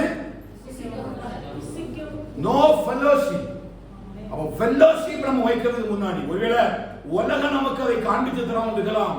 ஆனா வேதம் ஒவ்வொரு வார்த்தையின் வழியாக எனக்கு ஒரு தெளிவான சித்தாந்தத்தை எனக்கு உருவாக்குது. என்ன தெரியுமா?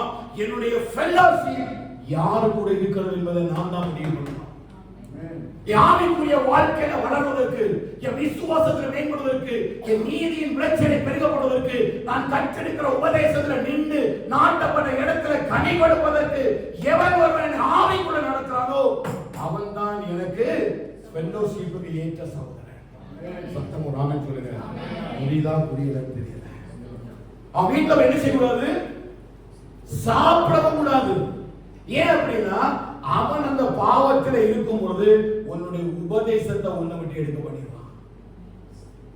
அவனுடைய சாயல் உன்னுடைய ஆவிக்குரிய சாயலை கரைப்படுத்தி காயப்படுத்துகிறது. அதனால பேதுரு தெளிவா சொல்றாரு, நீங்க ரட்சிக்கப்பட்டீங்க, நீங்க ஞானஸ்நானம் எடுத்தீங்க, மாறுபாடுள்ள ஒரு சந்ததி இங்க இருக்கு. எந்த சந்ததி?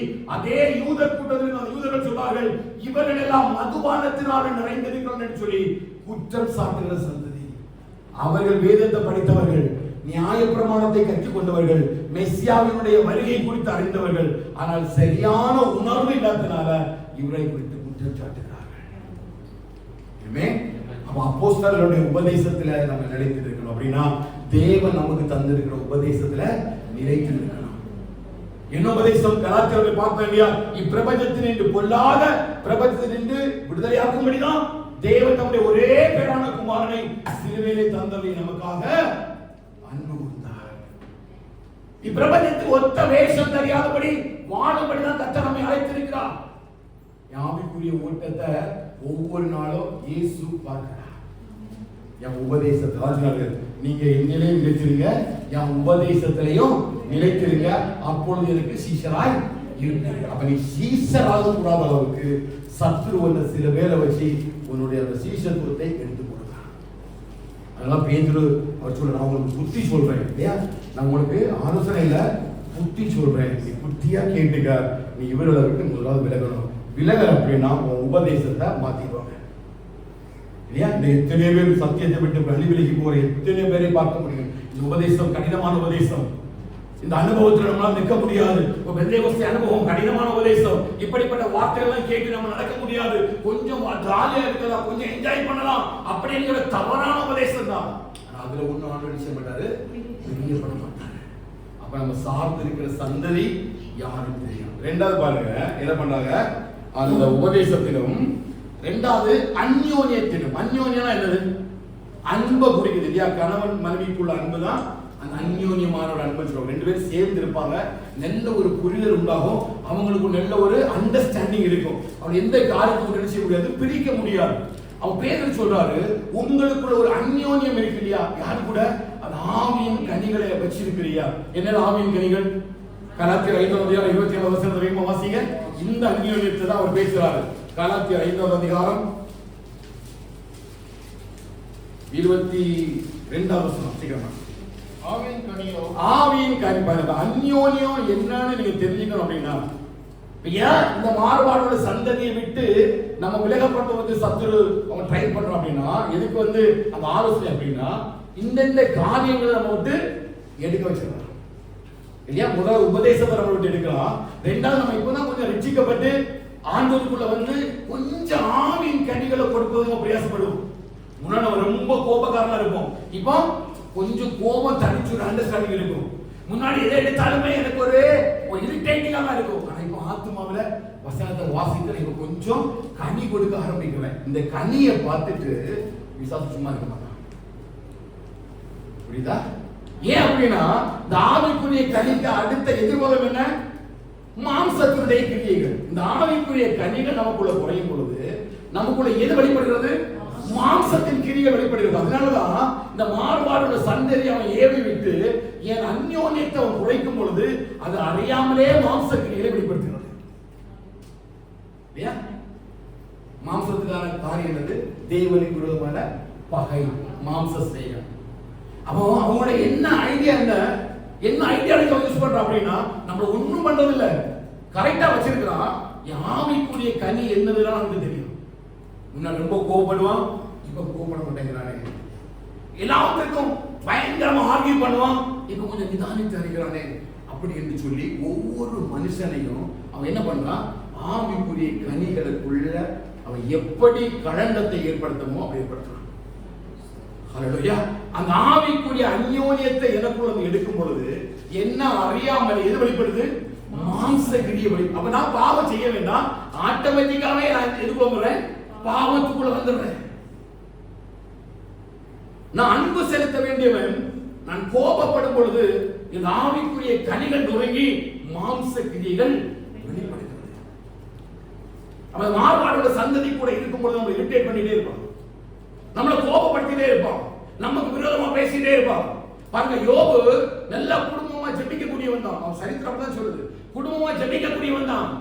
ஆனா பாருங்க, மனைவி கூட குடும்ப ஜெபத்தில் இருந்து அந்த பிள்ளைகளுக்காக எல்லாம் ஜெபித்து நின்றாக வழிநடத்தி எல்லா ஆசீர்வாதத்தையும் பெற்ற அவளை ஒரு நிமிஷத்துல மாத்தி விட்டான். ஒரே செகண்ட்ல மாத்தி விட்டான். ஏன்? அவனுக்கு தெரியும் இவளை தொட்டா அங்க மாறும்.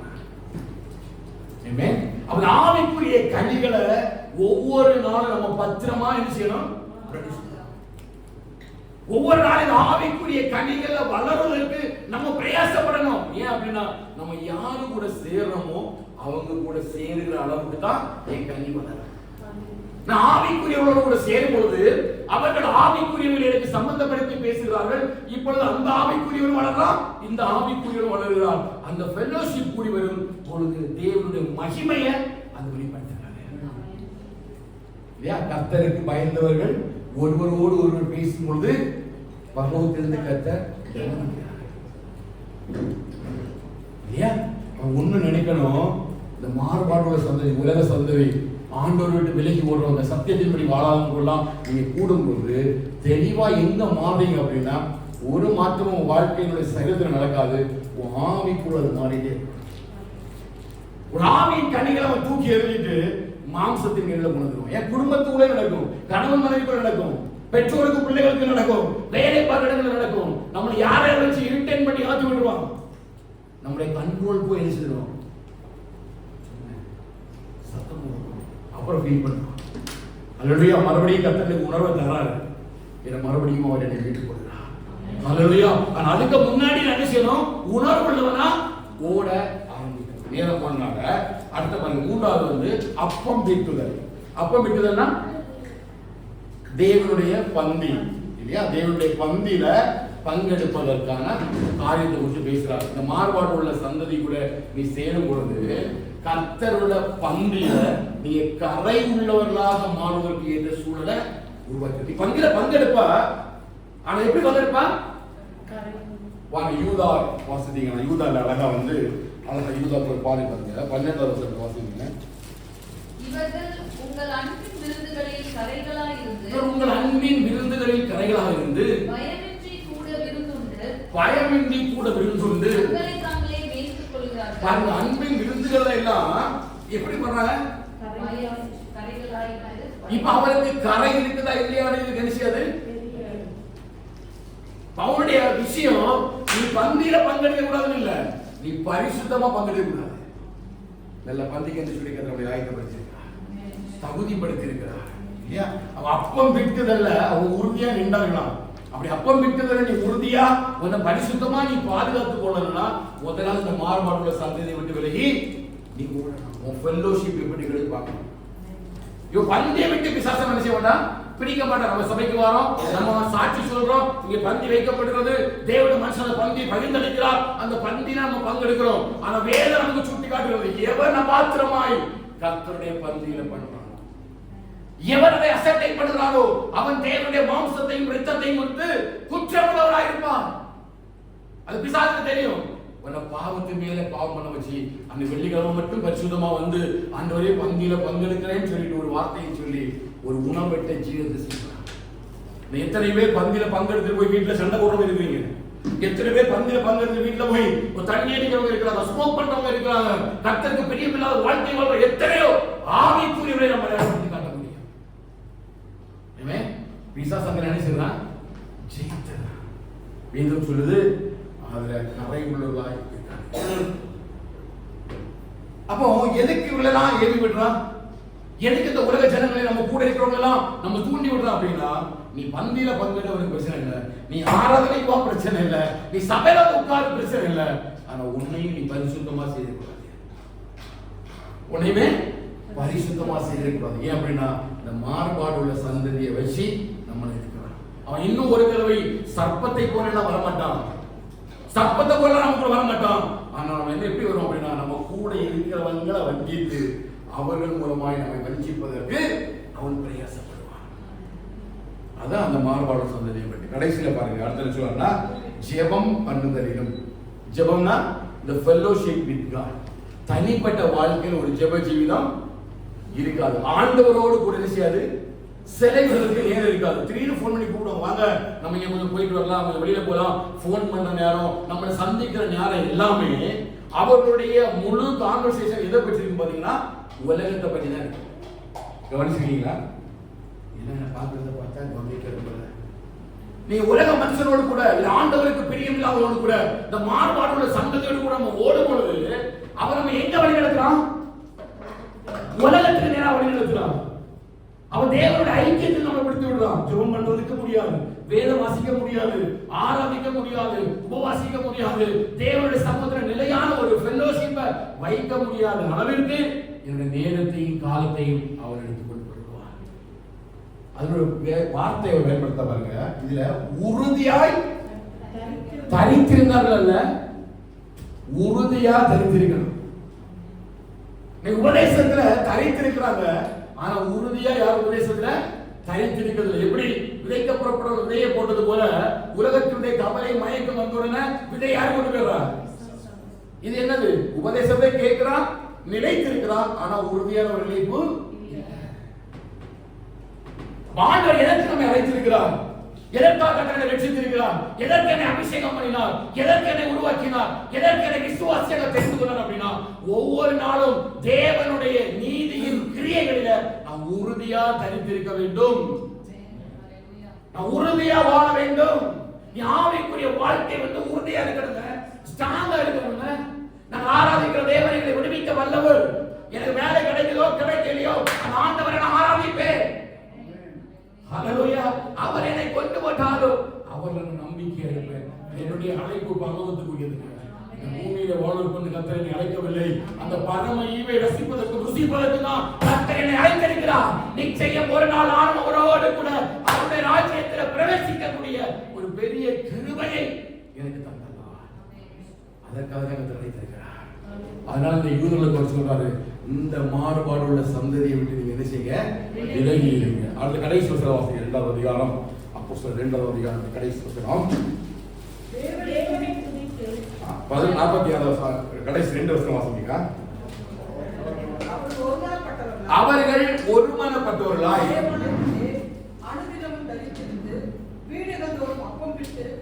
மகிழ்ச்சியோடு கபடமில்லாத இதயத்தோடு போஜனம் பண்ணி தேவனை துதித்து ஜனங்கள் எல்லாரிடத்திலும் தயவு பெற்றிருந்தார்கள். ஹல்லேலூயா. பாருங்க, அடுத்தது எதுக்கு அப்படின்னா ஒரு மனத்தை இவங்க குறிச்சுறாங்க. ஒரு மனமாய் இருக்கிறதுக்கு ஒரு நாள் என்ன செய்ய மாட்டாங்க, விட மாட்டாங்க. அவர்கள் அடுத்து அவர்கள் 46 47 சொல்றாரு, அவர்கள் ஒருமனப்பட்டவர்களாய் கூடி வந்தார்கள். யார் இந்த ஒருமனப்பட்டவர்களாய்?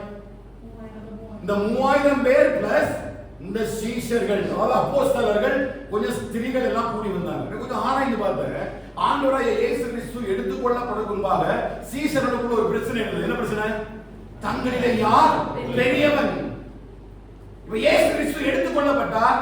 இப்ப அங்க பெரியவனாட்டி யாருமே இல்ல. இவர்களுக்குள்ள ஒரு மனத பரிசுத்த ஆவியானவர் உதித்து விட்டார். ஹல்லேலூயா. அப்ப தேவனுடைய பிள்ளைகளுக்கு கர்த்தர் கொடுக்கக்கூடிய நல்ல ஒரு ஆவிக்குரிய ஈவு என்ன தெரியுமா? போகிற இடங்களெல்லாம் ஒரு மனதை கர்த்தர் வைக்கிறார். நீங்க உயர்ந்தவன் தாழ்ந்தவன் இல்ல, யூதன் என்றும் இல்லை, கிரேக்கன் இல்ல, உயர்ந்த ஜாதியும் இல்ல, தாழ்ந்த ஜாதியும் இல்ல, ஆண் என்றும் இல்ல, பெண் என்றும் இல்ல, எல்லாரும் கிறிஸ்துவுக்குள்ள ஒருபோடு இருக்கிறோம். அப்போ எவனுக்குள்ள ஒரு மனம் இல்லையோ அவனெல்லாம் இந்த மாறுபாடுள்ள அந்த ஆவி பிடிச்சிருக்கிறான். அதை விட்டு நீ விடணும். இப்ப எப்படி என்ன மாறுபாடு என்ன ஆளுகை செய்கிறது? இந்த மாறுபாடு உள்ள சந்ததிக்கு நான் என்ன ஒப்பு கொடுத்துருந்தா இல்லைன்னு பார்த்தா ஆவிக்குரிய ஐக்கியங்களுக்குள்ள சொல்லுங்க இருக்காது. ஆவிக்குரிய ஐக்கியம் இருக்காது. ஆவிக்குரியவர்கள் கூட சம்பந்தப்படுத்துற ஒரு எண்ணம் இருக்காது. ஜெபிப்பதற்கு ஒரு எண்ணம் இருக்காது. நம்ம பார்த்த இந்த 4 காரியத்திலே வீக்கா இருப்பாங்க. இந்த உபதேசத்துல ஒரு ஸ்ட்ராங் இருக்காது. ஆவிக்குரிய கனிகளை வளர்ச்சி இருக்காது. அப்பம் பிட்கிறதுல ஒரு பரிசுத்தம் இருக்காது. ஜெபம் பண்ணுவதையும் ஒரு அடையாளம் இருக்காது. இவங்க யாருன்னா இன்னும் அந்த மாறுபாடு உள்ள சந்ததியோடு நடக்கிறவர்கள். ஹல்லேலூயா. அவங்களுக்கு என்ன இருக்காது? ஒரு மனம் இருக்காது. அந்த ஒரு மனதின் ஆவியை கர்த்தர் நமக்கு வைக்கிறார். ஹல்லேலூயா. இந்த வாரம் ஜெபிக்கிற நாள் நான் சொன்னது போல ஒவ்வொரு நாளும் ஆண்டவரை சபையை அபிஷேகிங்கன்னா நான் கேட்கிற கேள்வி நிறைய தேவைகள் இருக்குது. ஆனால் ஒரு நாளும் நான் கர்த்தரோட சமூகத்தோடு நம்ம பயத்தோடு தாழ்மையா சொல்லுவேன். ஒரு நாளுமே என்னோட தேவைகள் ஆண்டோட சொல்வதில்லை. ஒரே ஒரு தேவை தான். நான் என்ன சொல்றேன்? ஆண்டவரை சபையை நீங்க அபிஷேகிங்க. ஆண்டவர் எனக்கு சொன்னார், எஸ்டாஸ்னா மீனிங்னாலே மேல் வீட்டறையினுடைய அனுபவம். இது ஒவ்வொரு நாளும் நம்முடைய சபையில மேல் வீட்டறையினுடைய அனுபவத்தினால கர்த்தர் நம்ம சபையை எத்தனை விசுவாசிக்கிறீங்க? அதற்கு தெரியுமா? மேல் வீட்டறை தெரியுமா? ஒவ்வொரு நாளும் பலத்த காற்று போன்ற முழக்கம் நம்முடைய சபையில கர்த்தர் கேட்கப்படுவாங்க. ஹல்லேலூயா. ஜெபிக்கிற ஆண்டவர் சொன்னார், எஸ்டாஸ்னாலே அது மேல் வீட்டறையினுடைய அனுபவமாய் மாற்றப்படுகிற ஒரு இடம். அந்த இடத்துக்குள்ள வரும்பொழுது கர்த்தர் நம்ம ஒவ்வொரு நாளும் ஆவிக்குரிய கனிகளிலும் வரங்களிலும் கர்த்தர் நம்மை பெருக பண்ணுகிறார். ஆமென். அப்ப இந்த ஒரு மனதின் ஆவியை கொண்டு வரதே அதுதான். அப்படிப்பட்டவர்கள் தான் பரிசுத்தமாய் ஆண்டவருக்காக வாழ முடியும். அடுத்த கடைசியா சொல்ற பாருங்க, ஜனங்கள் எல்லாரிடத்திலையும் தயவு பெற்றிருந்தார். ரொம்ப முக்கியம் இல்லையா? ஜனங்களுக்கு தயவு கிடைப்பது மிகவும் கடினமான காரியம். ஆனா வேதம் சொல்லுது, நம்ம தேவ சமூகத்துல இந்த காரியங்கள் ஆவிக்குரிய இந்த கிரியைகள் எல்லாம் நம்ம வெளிப்படுத்தும் பொழுது கர்த்தர் என்ன கட்டளையிட்டார்னா தயவை கட்டளையிட்டார். நீங்க போகிற இடங்கள் எல்லாம் ஜனங்கள் உங்களை குறித்து ஒரு தெளிவை கண்டுக்கிறாங்க. இது தயவுள்ள சந்ததி.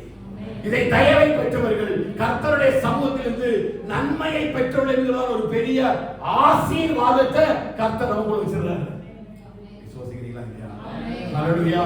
நாளுக்கு நாள் தெய்வ தெய்வம் மனுஷர் தெய்வம் எப்படி இயேசு கிறிஸ்து விருத்தி அடைந்தாரோ அதே போல ஆவிக்குரிய அவருடைய பிள்ளைகள் விருத்தி அடைகிறார்கள். எல்லா இடத்திலையும் கர்த்தர் பெரிய தயவையும் இரக்கத்தையும் நமக்குள்ள கட்டளையிடுகிறார். எப்ப தெரியுமா? என்னுடைய ஆவிக்குரிய ஐக்கியம் ஆவிக்குரிய ஜனத்தோடு கூட இருக்கும் பொழுது இப்படிப்பட்ட ஆவிக்குரிய நன்மைகளினால கர்த்தர் என்னை நிரப்புகிறார். இது ஒருவேளை உலகத்துக்கு தெரியாம இருக்கலாம். இது ஒருவேளை உங்களை சுற்றி இருக்கவங்க தெரியாம இருக்கலாம். ஒருவேளை யாருக்குமே தெரியாம இருக்கலாம். ஆனால் இப்படிப்பட்டதான ஒவ்வொரு கிரியைகளையும் பரலோகம் நமக்குள்ள பார்த்து கொண்டுதான் இருக்கிறது. இந்த அடிப்படையில் தான் கர்த்தர் நினைச்சுவார் நியாயம் தீர்க்க போகிறார். நான் எப்படிப்பட்ட உபதேசத்தில் நினைத்திருக்கிறேன். என்னுடைய அந்நியமும் ஆவிக்குரிய கனிகளும் எப்படி இருக்கிறது? என்னுடைய அப்பம் பெற்றுதல் நியூ கவெனன்ட் நான் எப்படி இருக்கிறது? என்னுடைய ஐக்கியம் தேவனோடு கூட எப்படி இருக்கிறது? சபைக்குள்ள எப்படி ஒருமனப்பட்டவராய் நான் வாழ்ந்து கொண்டிருக்கிறேன் என்று சொல்லி ஒவ்வொரு நாளும் பரலோகத்திலிருந்து கர்த்தர் என்னை கண்ணோக்கி பார்க்கிறார். ஹல்லேலூயா. ஒரு இப்ப உங்களுக்கு கிரீடம் இல்லாம இருக்கலாம். இப்ப நம்ம கஷ்டத்து வழியா போலாம். இப்ப பாடல் வழியா போலாம். இப்ப உபத்திரத்து வழியா போலாம். நிச்சயமா இந்த காலத்து பாடுகள் எல்லாம் ஒரு நாள் தீரும். கர்த்தர் நிச்சயமாய் மகிமையில வரும் பொழுது இக்காலத்து பாடுகள் ஒன்றும் பெரிதா இல்லாதனால கர்த்தர் மகிமையாய் என்னை விளக்கப்படுவார். விசுவாசம் மட்டும் சத்தம் ஒரு அமைச்சர் பாரு. ஹalleluya ஹalleluya. இதை விட்டு நம்ம விலகி ஓடணும். இதுல எங்கேயாவது நம்ம குறைஞ்சி இருக்கிறோம் அப்படின்னா வர வர என்ன செய்யணும்?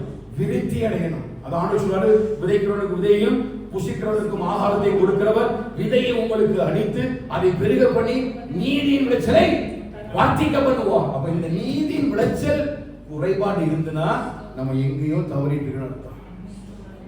ஹalleluya. ஒவ்வொரு நாளும் இந்த நீதியுடைய விளைச்சல் வர்த்திக்கப்பட வேண்டும். அந்த வர்த்தனையில தான் இந்த ஆவிக்குரிய ஆசீர்வாதம். கர்த்தர் நிச்சயமாய் நம்மை ஆசீர்வதிக்கட்டும். இந்த வாரம் முழுவதும் இதுபடிப்பட்ட நீதியின் விளைச்சலை கர்த்தர் உங்களை பெருக பண்ணுவாங்க. உபதேசத்தில் நிலைத்திருக்க, அந்நியத்தில் இன்னும் பெருகுங்க, இன்னும் அப்போபிக்கத்துல பரிசுத்தமா இருங்க, ஜெபம் பண்ணல பிரியமா இருங்க, தேவனோடு கூட உள்ள ஐக்கியத்துல ஒருமனப்பட்டுள்ளாய் நிலைத்திருங்கள். கர்த்தர் நிச்சயமாய் அப்படிப்பட்ட நீதியின் விளைச்சலை நம்ம ஒவ்வொரு வாழ்க்கையிலையும் பெருக பண்ணுவாங்க. அது பரலோக ராஜ்யத்துல நம்ம ரட்சிக்கப்படுவதற்கு ஏதுவான வழிவகைகளை நமக்கு செய்ய வேண்டிய சமயம். அவ்வளவு எல்லாரும் இருக்காம தேவ சமூகத்துல கண்களை மூடி இந்த வார்த்தைகளை நான் ஒப்பு கொடுக்கலாம். ஹalleluya. கர்த்தர் நல்லவர். ஹalleluya. ஜீசஸ் தேவ சமூகத்துல நம்மை ஒப்பு கொடுத்து இந்த வசனத்துக்கு ஏராளமாக நம்மை ஒப்பு கொடுத்து கர்த்தர் நம்மளை பெருக பண்ணபடியாக எல்லாரும் வாயிலிருந்து ஜெபிக்கிறோம். ஹalleluya. கர்த்தர் நல்லவர். அவர் கிருபை என்றும் உள்ளது. ஹalleluya ஹalleluya. கிருபையாய் நம்மை நடத்துவாராக, கிருபையாய் நம்மை நடத்துவாராக. ஆண்டவரே, எல்லாருக்கும் ஆண்டவரே நீதியின் விளைச்சலை வர்த்திக்க பண்ணுங்கப்பா. நீதியின் விளைச்சலை வர்த்திக்க பண்ணுங்க ஆண்டவரே. பரலோகத்தில் நீங்க எங்களை பார்க்கும் பொழுது ஆண்டவரே, ஒவ்வொரு நாளும் நாங்கள் கேட்ட உபதேசத்திலையும் ஆண்டவரே, ஒவ்வொரு நாளும் நாங்கள் ஆண்டவரை கேட்டால் ஆவிக்குரிய கனிகள்ல வளரும்படியாக எல்லாம் வாயிலிருக்கிறது, எல்லாம் வாயிலிருக்கிறது. வசனத்தை சொல்லி ஜெபிக்க பார்க்கலாம். வசனத்தை சொல்லி உலகத்துக்குரியவராக அல்ல, உலகத்துக்குரிய பிள்ளைகளாக அல்ல, உலகத்துக்குரிய காரியங்களாக அல்ல, உலகத்துக்குரிய எந்த விஷயத்திலையும் அல்ல. ஒரு நாள் அவர் வரப்போகிறார், ஒரு நாள் அவர் வரப்போகிறார். உன் கஷ்ட கண்ணீர் எல்லாம் ஒரு நாள் உங்களை விட்டு மறைய போகுது. எல்லாம் வாயிலிருந்து நீதி பிரச்சனை வர்த்திக்க பண்ணுகிறாங்க. இதோ வார்த்தை அல்ல சபையே, இது உன்னுடைய வாழ்க்கை. நீ ஓடிக்கொண்டிருக்கிற ஒரு விசுவாசத்தின் வாழ்க்கை. இந்த விசுவாசத்தின் வாழ்க்கையில ஒரு நீதி விளைச்சல்கள் பெருகப்படும் பொழுதுதான் உன்னை அந்த முடிவு வரையான ரட்சிப்புக்குள்ள நிலைநிற்பதற்கு அது வழிவகை செய்யும். ஆண்டவரே, எல்லாம் ஹalleluya. நல்லவர் நல்லவர் நல்லவர்.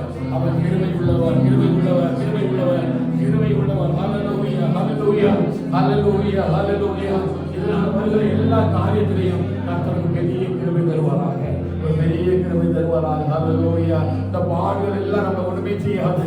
கொஞ்ச காலமா இந்த பாடுகள் இவையெல்லாம் மகிமையில பிரவேசிக்கும் பொழுது நிச்சயமாய் மறைக்கப்பட்டு விடும். ஆனால் நீதிக்கேற்ற விளைச்சல் இல்லை என்று சொன்னால் அவர் அடுத்த நம்முடைய வேலைக்காரரை அனுப்பும் பொழுது எல்லா கலைகளையும் மறுத்து அக்கினியிலே போடுவார்கள். ஹalleluya. கலைகளாக அல்ல, கனி கொடுக்கிற பயிர்களாக கர்த்தரை மாற்றுவார். ஹalleluya. கொஞ்ச காலம் இயேசுவுக்காக கஷ்டப்பாடு சகிப்பதினார், கொஞ்ச காலம் இயேசுவுக்காக கஷ்டப்பாடு சகிப்பதினார், இந்த துன்பம் இன்பமாய் மாறும்.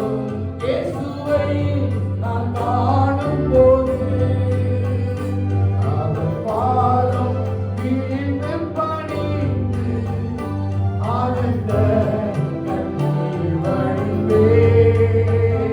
எங்கள் கூட்டம் ஜெயத்துடன் முடியும்.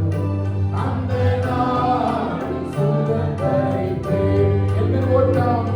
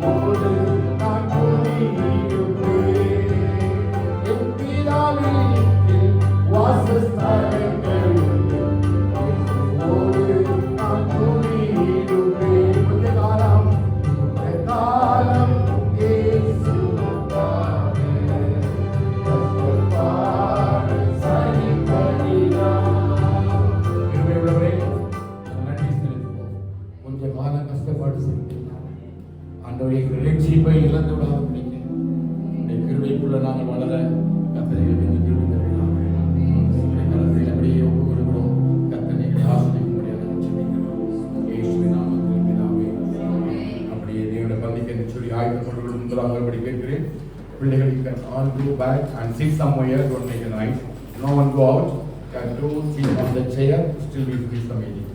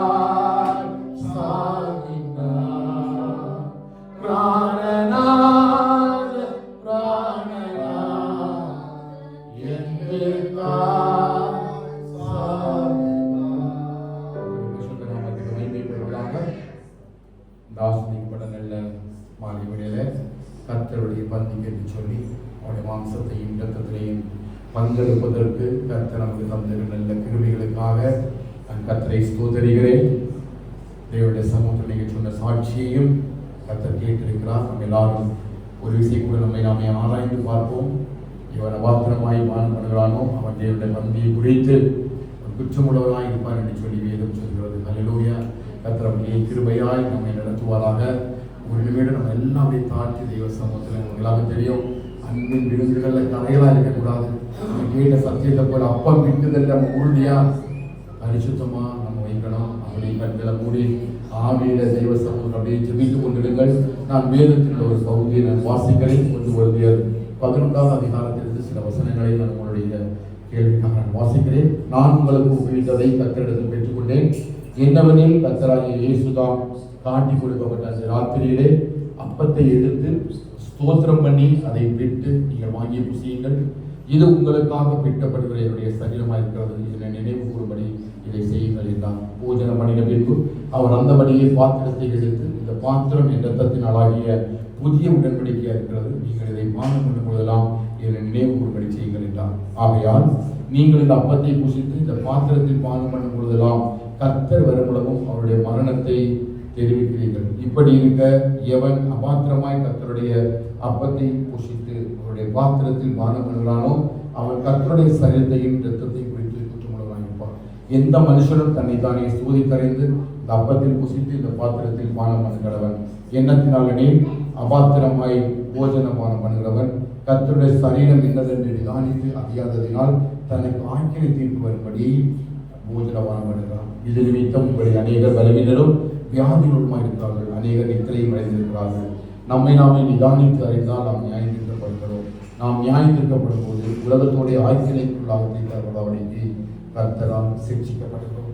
இந்த வசனத்துக்கு நேரம் எப்படி நம்முடைய ஆத்மாவையும் ஆவியையும் சரீரத்தையும் ஒப்புக் கொடுக்கலாம்.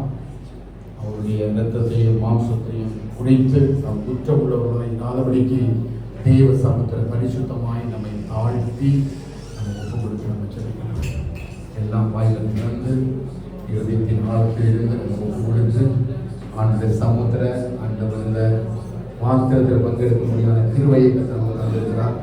அப்படி எல்லாரும் வாயில திறந்து ஒருவேளை என்னுடைய பாவமோ என்னுடைய மீறுதலோ அக்கிரமமோ ஏதாவது என்னோட வாழ்க்கையில் இருக்குன்னு சொன்னால் தெய்வ சமுத்திரம் நான் என்னை தாழ்த்தி ஆண்டவரே எங்களை ஒரு விஷயம் கூட பரிசுத்தப்படுத்துங்க அப்படின்னு சொல்லி தெய்வ சமுத்திரம் ஒப்பு கொடுப்போம். அந்த நம்மை கிருபையாய் நடத்துவாராக.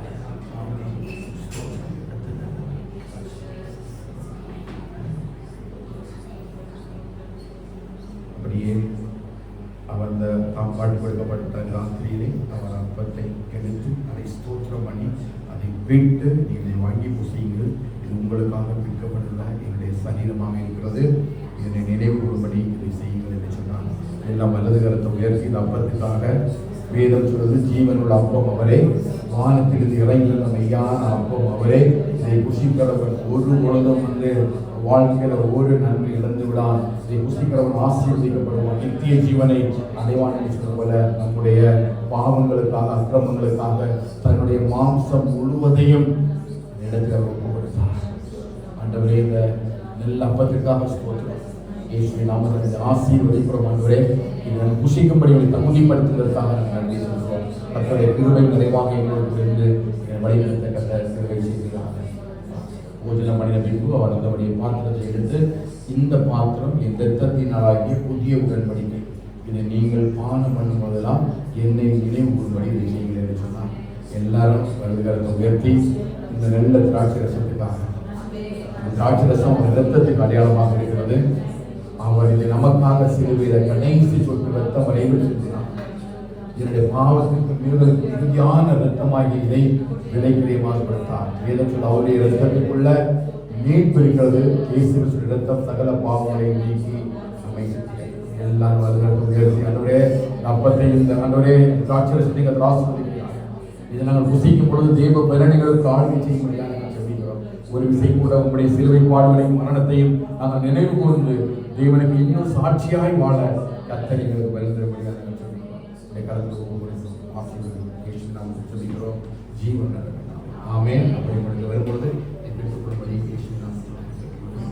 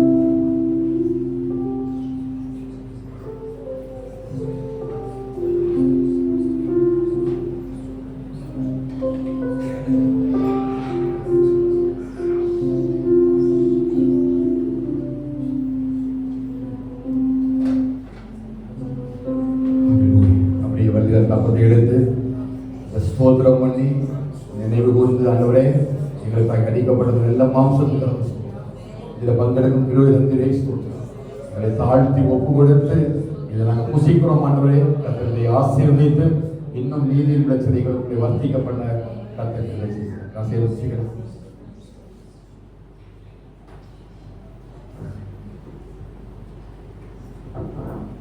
அப்படி வருகிறதுல ராட்சசத்தை எடுத்து, ஆண்டவரே இந்த புதிய உடன்படிக்கையாகி இந்த நல்ல ரத்தத்துக்காக ஆண்டவரே ரத்தம் எங்கள் பாவங்கள் எல்லாம் நீக்கி சுத்திகரிக்கும் என்று சில வார்த்தையின்படி எங்கள் பரிசுத்தமாய் தேவ சமூகத்தில் இருக்கும்படியாய் ஆண்டவரே தேவனுடைய ராஜ்யத்துக்குள்ள பிரவேசிப்பதற்காக கிருபைய இந்த ரத்தம் எங்களுக்குள்ள கொண்டு வந்ததற்காக நன்றி செலுத்துவதற்காக மரணம் வருவதும் ஆண்டவரே வருகை வருவதும் நினைவுகள் என்று சொன்னீர்கள். நினைவுகளும் ஆண்டவரே கல்வாரி சிறுவன் ரத்தம் ஒரு விஷயம் கூட இன்னும் எங்களை பலப்படுத்தட்டும், சுகப்படுத்தட்டும்.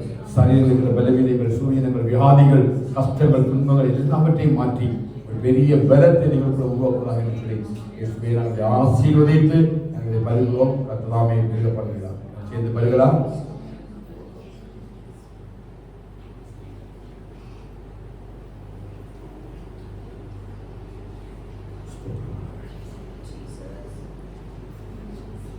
நன்றியோடு துதிக்கிறோம், நன்றியோடு துதிக்கிறோம். எல்லாம் நன்றி சொல்லி பாடலாம். நன்றி இயேசுவே துதிக்கிறோம். நன்றி இயேசுவே, நன்றி இயேசுவே. நல்லவரே, நல்லவரே நல்லவரே நல்லவரே நல்லவரே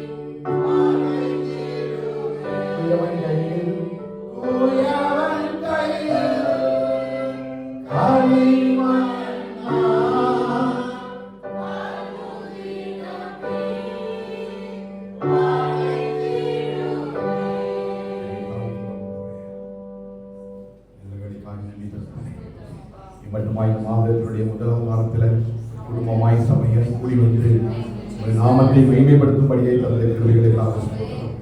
ஆண்டவரே பரிசுத்த பிரசன்னத்தோடு மூடிக்கொள்வதற்காக ஸ்தோத்திரம். உங்களுடைய பந்திலே பங்கெடுக்கப்படி தந்த கிருபைகளுக்காக ஸ்தோத்திரம். எங்களோடு பேசின வார்த்தைகளுக்காக ஸ்தோத்திரம். எல்லாவற்றையும் ஆண்டவரே எங்கள் ஆவி ஆத்மா சகத்தை முழுமையாக உங்களுடைய கரத்திலே ஒப்புக் கொடுப்பதற்காக குட்டிகளும் மறைத்துக் கொள்ள ஆண்டவரே கேட்ட சத்தியத்தில் நிலைத்திருப்பதற்கு எங்கள் கிருபைப்படியாக சொல்லிக்கிறோம். இந்த வாரம் நடக்கிற எல்லா ஊழியங்களையும் ஆஸ்வதிங்க. இந்த வாரத்தில் எல்லாரும் வேலைக்கு போகும்பொழுது கர்த்தருடைய கிருபை பிரசனம் ஒவ்வொருத்தரோடும் முடிவுபடியாக ஜெபிக்கிறோம்.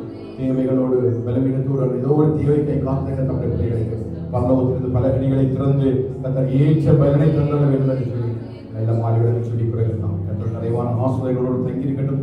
பாதுகாத்துக் கொடுக்கப்படுகிறது. சகல துதிக்கான மகிமை எல்லாம் நமக்கு செலுத்துவோம். இயேசுவின் நாமத்தில் எங்களை தாழ்த்தி ஒப்புக்கொடுத்து ஜெபிக்கிறோம்.